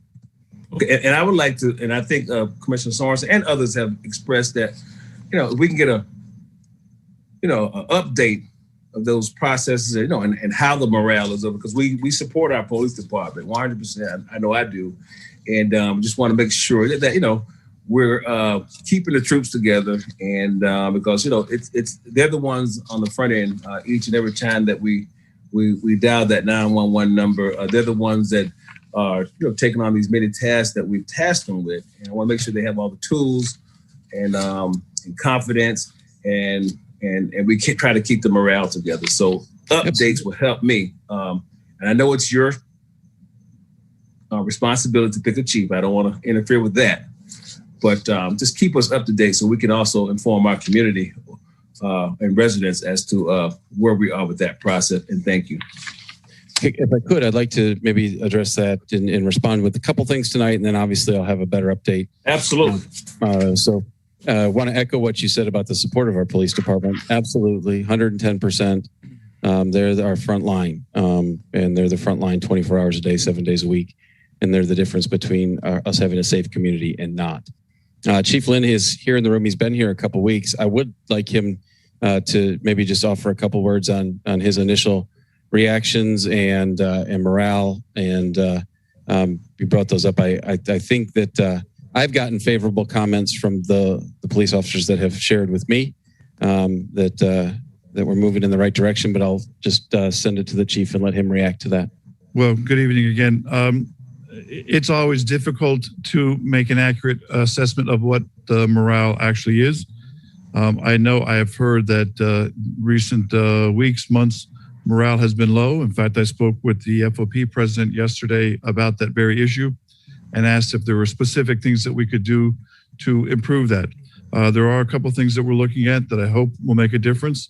I know, obviously, there's been a little bit of change in stability with the chief's position. I think in that respect, things have, for the moment, settled down a bit. And we know the search is underway. We'll just require a little bit of patience until that a decision is made on that. Overall, I have found the department to be in good shape. I'm in the midst of policy reviews at the moment, and then also in the midst of meeting officers from different shifts and different units. Everyone has been very receptive, very positive. What I've explained to them is we're not looking to turn things upside down, so to speak. I'm here just to keep the ship on an even keel, go forward. But at the same time, we don't want to allow things in the department to stagnate. So we'll be moving forward with a number of projects, and the issues that need to be addressed, we will address. And as far as the morale, that will be an ongoing issue that I'll continue to work on until we get to a better place. Okay. And I would add one more thing to that, if I will, Mayor. Sure. Go ahead. It would be like, to me, because we have two former chiefs who are still on staff that are still over in the police department in the rank and file. That would be like still having Lee Feldman here and the city manager before him, although we removed them from their positions. To me, and I'm not taking away anything from any of those persons, to me, it makes it difficult for the next person to come in and you still see, you know, two obviously well respected within the ranks, but did not or could not carry out the orders of what our city manager or what we were trying to do, still sitting in the room. And I've never seen that type of scenario when you're trying to restore something or improve, make better, especially under today's circumstances and the cloud of how people view police departments around the world. Definitely not ours. I mean, because I support them 100%, but something is just not adding up over there for our officers to be in such low morale or disarray, if you will. And it's just information I'm getting, feedback with, and maybe you can try to put your hand on the pulse. But something is definitely going on. But if we're going to keep bringing in new leaders, then we need to give the new leaders an opportunity to lead. Well, I appreciate the new chief taking over, knowing it's a temporary position. I would never have expected miracles from you to change attitudes and morale overnight. I know you're making your best effort to do so, but to your point, Commissioner, it behooves us to move quickly to find a new permanent chief, which I know the city manager is doing aggressively. Put a huge burden on you, sir, and I know it's a lot of responsibility, but this is not your first time around the block, and I think that you've done admirably and have really taken the bull by the horns in even the short time that you have been there. So while I hear the same things that the commissioner is speaking of, I have faith that our department is running well, is preserving the peace and keeping people safe. And I think that's the most important thing right now. So, we will move aggressively forward to make the permanent change, and let's just try to work together, everybody, and until that change finally does occur. And I have heard great things about our interim chief too. So I'm not taking away from him. I just want to make sure he has the right tools. Yeah, I know I agree. Thank you, sir. No, and I appreciate that. Thank you. And you should know and should be confident that we do have an excellent police department. Yeah, and we're moving in the right direction. So thank you. Thank you. Thank you, Mayor. Okay, great. I'm done. Commissioner Sorensen. Thank you. You talked out tonight, Commissioner. Sorry? Are you all talked out tonight? Yeah, exactly. Not much left in the tank. Gotta get ready for St. Patrick's Day, you know. So That's right, St. Patrick's Day tomorrow. Gotta end this soon, you know. Well, are we gonna paint a striper today? 3 hours to go. Are we gonna paint a stripe or something? Yeah, what are we gonna do, Commish? I don't know. We got a green beer or a green river or something. We used to paint a stripe on the street, but we're not allowed to. No. I know. Next year, let's rebel. Let's paint a stripe tomorrow. Next year, we'll come out roaring. We'll come out roaring next year. All right. Sorry, I'm wearing tomorrow. Oh, look at you. Oh, yeah. Oh, that's too much. That's too much, guy. Amazon jacket. Where's that? That's right. I just want to echo what Mayor Commissioner McKenzie are saying. Chief Lynn, I think you're out in the seats there. You don't have to get up to the podium, but yeah, I've heard members of PD are telling me you're incredibly professional. They really appreciate that. You're empowering folks. In other words, letting them do their thing and a level of trust and confidence in them. So those are just a couple things that folks have told me recently. So thank you for that. Chris, when will we post the job for the permanent? When does that actually post? Yeah, so the advertisement was finished last week. There was some final tweaks made to it at the end of last week. It could go as early as this week. I'm going to turn. Tarlisha's shaking her head up and down in the yes fashion. So it should go live this week. Okay, great. And then just, again, walk me through from not knowing anything. You post it for like how many days or what does that look like? So let me, just so I'm not the one doing all the talking tonight, let me ask Tarlisha to come to the podium and she can describe the process. She's been working with this particular recruiter. He's well known in placing police chiefs with a fairly streamlined front-end loaded process as opposed to a lot of back-end loading. I think we'll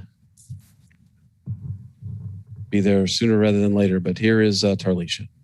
Good evening, Mayor and Commissioners, Vice Mayor. Just to follow up to what the manager mentioned, we have engaged a firm and we've moved forward. They've met with several different, stakeholders who are involved in the process, from FOP to BPOA and several of the other members, some members of the community, as well as the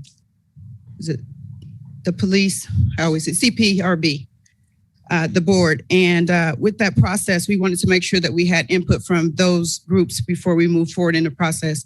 The brochure was just recently completed. That will be published at the latter part of this week, if not the beginning of next week. The total turnaround time for the process that was contracted for is approximately 120 days. So the goal is to have the chief in place by no later than June. At this point, we do have a timeline, a project timeline that we can provide to all of the commission. If you would like the regular updates, we can certainly provide those because there's a timeline that we're working with. Yeah, please. Okay, and we can also provide you with, or I can let you know that right now that the goal is to advertise the position for 30 to 45 days. Excellent. Okay, thank you. Yeah, the timeline would be great, Tarlisha, and then just periodic, and it can just be email updates. I think to all of us would be wonderful. Absolutely. Okay, thank you. Appreciate it. And Chris, again, I know we say this, but the assistant city managers, department heads, we've got an amazing team, and you've done a great job putting people like Tarlisha and others and Greg in the right seats. And I just couldn't be prouder of our city team. So thank you. Keep it up. It's not easy, and you've assembled really good talent. Next good people. Go ahead. Yeah, you got great people. It's awesome. Okay, next question. So my two little girls are in the soccer rec league, and Commissioner McKenzie, we were maybe question for Commissioner McKenzie and Phil. We're out at Mills Pond, and I'd never been to Mills Pond, to the new fields and playing on the new soccer fields out there, those turf fields. It's amazing. I mean, it's just beautiful. So many folks out there. So it was awesome. A couple folks asked me about shade, like some shade structures on the sides of the field or something like that. Is that something we've thought about? I just want to kind of throw that out there. Let's go to Phil. So, Commissioner, I think we can look at it. If you look at a typical soccer fields around rec soccer fields, there's really not a lot of shade provided. Typically, people are there for an hour or so for a game, and they may bring an umbrella or they may bring a 10 by 10 if they're going to be there for a while. But a permanent shade structure typically are not provided at rec soccer fields. You'll see them more at some of the baseball fields, things like that. I mean, it's something we can look at, but I think just the nature of the game and the nature of the way the sidelines are when the ball goes out of the playing field quite often. You can't really have a permanent structure there where kids will be running into permanent shade structure or anything like that. But so it is a challenge to have shade around a soccer field, but it's something we can look at. Yep. But I think it's going to be hard to figure that out. Yeah, no, that's fair. And if you look at it and it may not be, and I'm assuming the same is true for some kind of seating, like limited bleachers or something. It's tight. I mean, fields are back to back there. So. Yeah, you just can't. Like I say, you see them at baseball fields because they're behind a fence, and you're not going to get hit with a foul ball. But in a soccer area, you got to move pretty quick because there might be a ball coming at you, so you got to get out of the way. Yeah. Okay, great. Well, it's amazing. I was just so proud of our city and district commissioner, and it's just awesome out there. It's just amazing. Thank you. So thanks, Phil, for all your work, and Commissioner. Great. This is me a question for Alan and Dwayne. Mayor, just a little background. I'm a member of the Lauderdale Isles Water Management District, which is a taxing district out west in Lauderdale Isles, and there's boundaries, and we work on waterway cleanups and so forth. And anyway, we uncovered that our boundaries are a little bit misaligned. They aren't all within the city of Fort Lauderdale. They overlap into Davie, and so we're working on kind of cleaning that up. But I think we need a little bit of movement from the commission to kind of approve that cleanup of those boundaries, just aligning them a little bit better. So, Dwayne or Alan, do you want to just touch on that from a high level? Sure, I'll have Mr. Spence address that for us. Dwayne, you're still muted for some reason.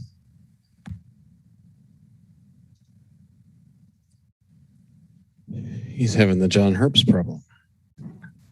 Apparently. Can you hear me now? Or? Yep. Yes. Okay, great. I think it's the transition to the laptop from my docking. Good evening, everyone. The Lauderdale Isles Water Management District was created in 1970, and its southern boundary was the south bank of the North New River Canal. And in 1986, the town of Davie annexed the property on the south of that boundary. And what happened then during that annexation is they moved their corporate boundary to the center of that canal. And the county didn't adjust the boundary because the water management district at that time was within the jurisdiction of Broward County. But when the Riverland area was annexed in 2002, and the county transferred the district in 2003, they didn't adjust the boundary before transferring it over to the city. And so there's a small slither along the south bank of that New River Canal that needs to be adjusted. That's in the town of Davie and not in the city of Fort Lauderdale. There's two ways that needs to be done. It can be initiated by the city commission. You can do that with by adopting a resolution authorizing staff to move forward with studies to determine the impact of amending the boundary. and then that would be sent as a referendum to the voters within that area. It's a dependent district where individuals within the district are assessed, and those would be the individuals to vote to modify the boundary.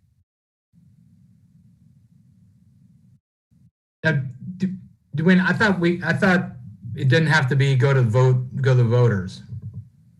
So it needs to be initiated by the commission or the board of voters, and after the process is initiated, then it goes for a referendum. Yep. Okay. So what do we need, Dwayne, from the commission? Just a consensus approval to move forward, or?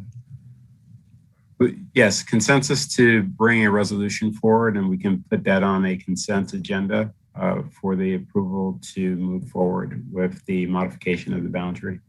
Okay, great. Mayor, could we do that now, please?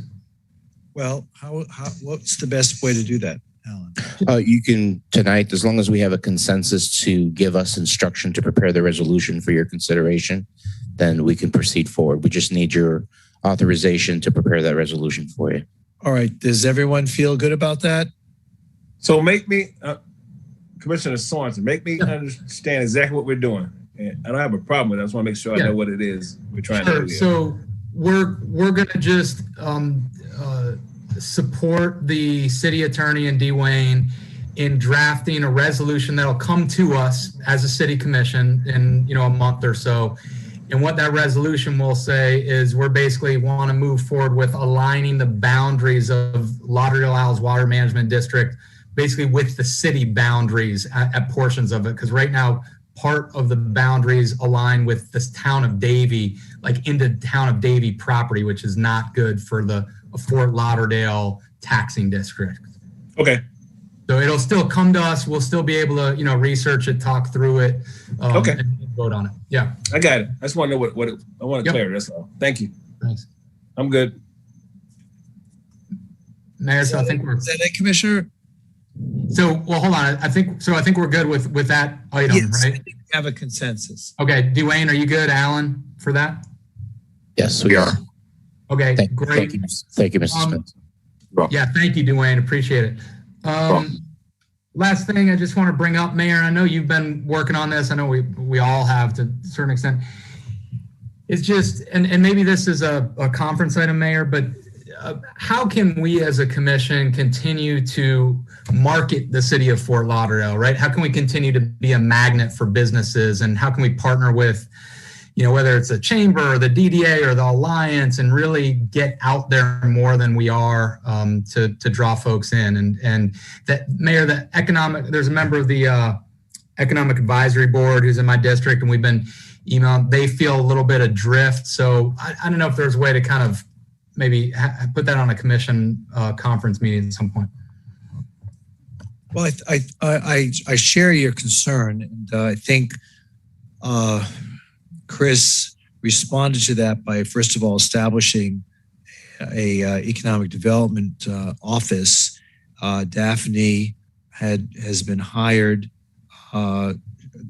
She brings great talent to the city, and but I think what we need to hear from her is a plan going forward as to how we're going to market Fort Lauderdale. And I think your point is very well taken, because too often we had been relying upon other entities like the Greater Fort Lauderdale Alliance, and, the Broward Workshop, all of which focus on the 31 cities, not necessarily on Fort Lauderdale. And I think we have a message out there. And I do my best whenever I'm interviewed on TV and all that. I do my best to really be the cheerleader for the city.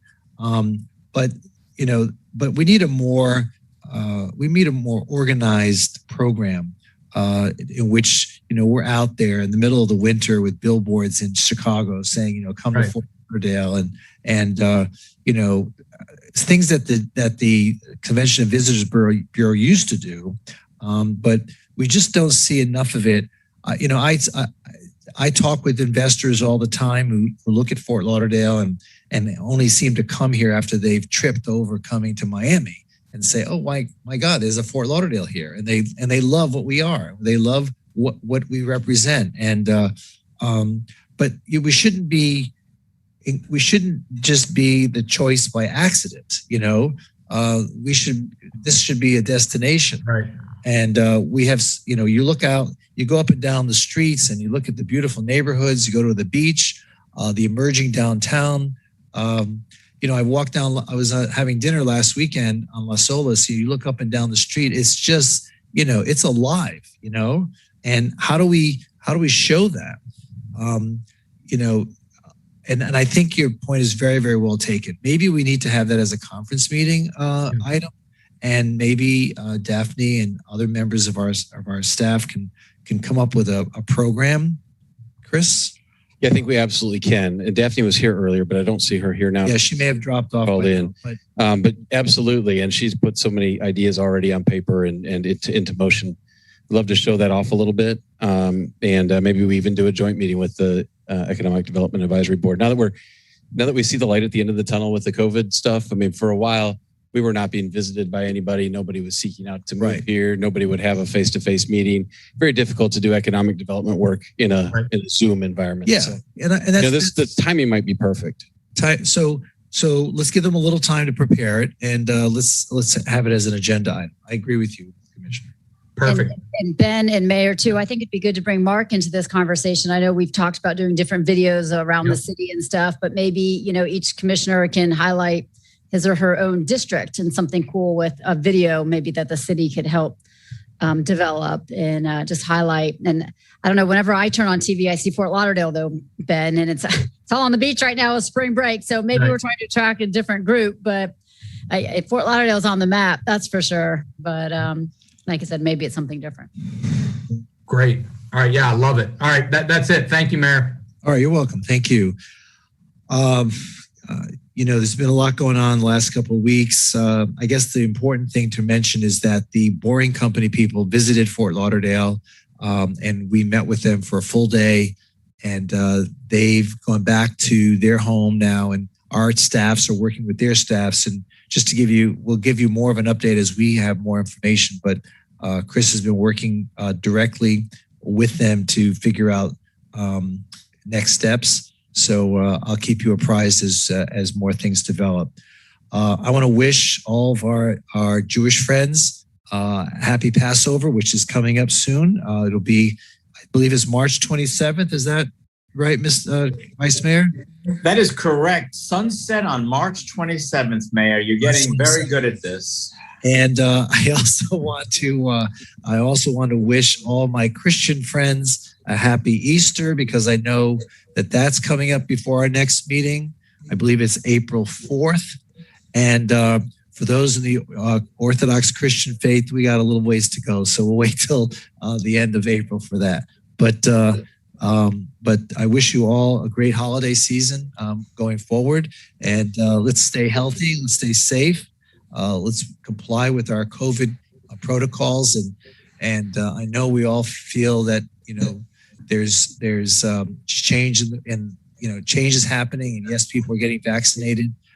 Try to get vaccinated as soon as your age group comes up. And, and I really look forward to that July 4th cookout that the president talks about. So anyway, I wish everyone good health, and that's it. Any further business? Mayor? Yeah. Can we change the lights on the Las Olas garage tomorrow to green? They've been red forever, and tomorrow's St. Patrick's Day. Can we maybe do that? I don't know what's going on with that light program on that garage, but it's been the same forever. Ben is saying that we can transition from Valentine's Day to St. Patrick's Day. That'd be great. Is everything working on those lights? Are they doing what they're supposed to be doing? Patterns, light colors, changes? Because everyone's complaining about the same all the time. Some of the time. Some of the time.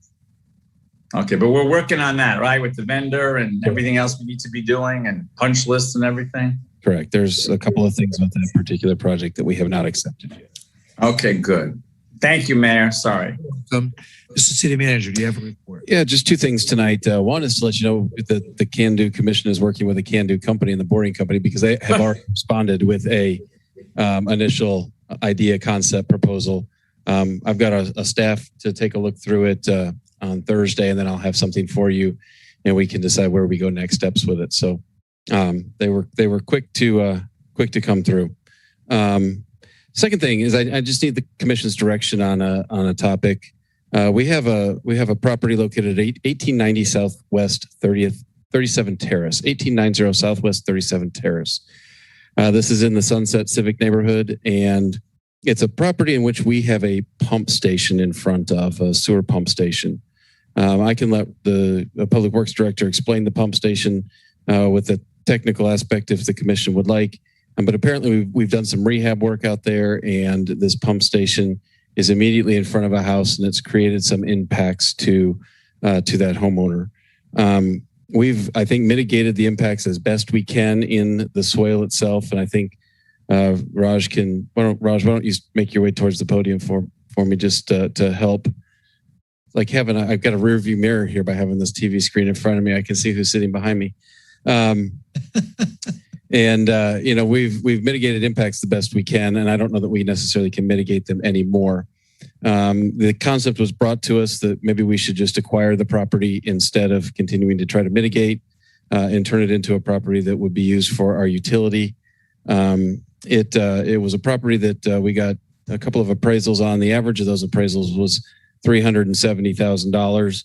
I'm sort of, we've made that offer. We've had a counter offer that's a bit higher than we can do just to continue to negotiate on our own.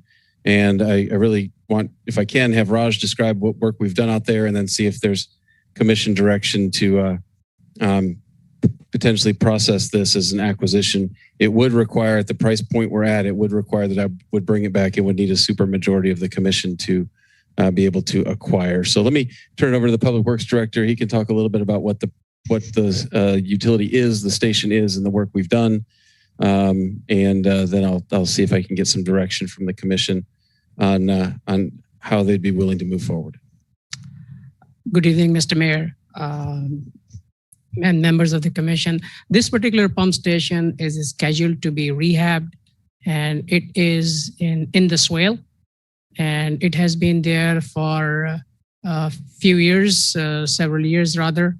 And the resident whose house is right in front of or across from this particular pump station feels that the pump station is located at a wrong point, wrong position, and either the pump station is relocated to some other point, or we purchase the house because of the inconvenience. So we had actually been looking at it and exploring different options. Unfortunately, we do not have an open space that we can relocate the pump station to. It is always going to end up in front of somebody's house. And if we try to relocate it too far out, I think the inconvenience to the residents is going to be significantly higher in terms of relocating the pipes and the flows and the hydraulics and the engineering that is going to be involved. So the recommendation is, as the manager said, that that house be purchased, and he has described the cost is being higher than what has been appraised. But as far as we are concerned, we did take a look at different options, different locations, and we just cannot find a place without disrupting, major flow conditions there. So that's what the situation is. So I guess the summary is we've been able to get to an average of 2 appraisals at $370,000. We've been countered at $550,000, and I can continue to negotiate, but I don't think I'm going to get. I don't know that those numbers are going to get any closer. So I just wanted to bring that to you all and get some feedback as to whether or not we continue to pursue it, or if you have any other thoughts based upon the situation I just described. My first reaction is we're not paying that kind of money.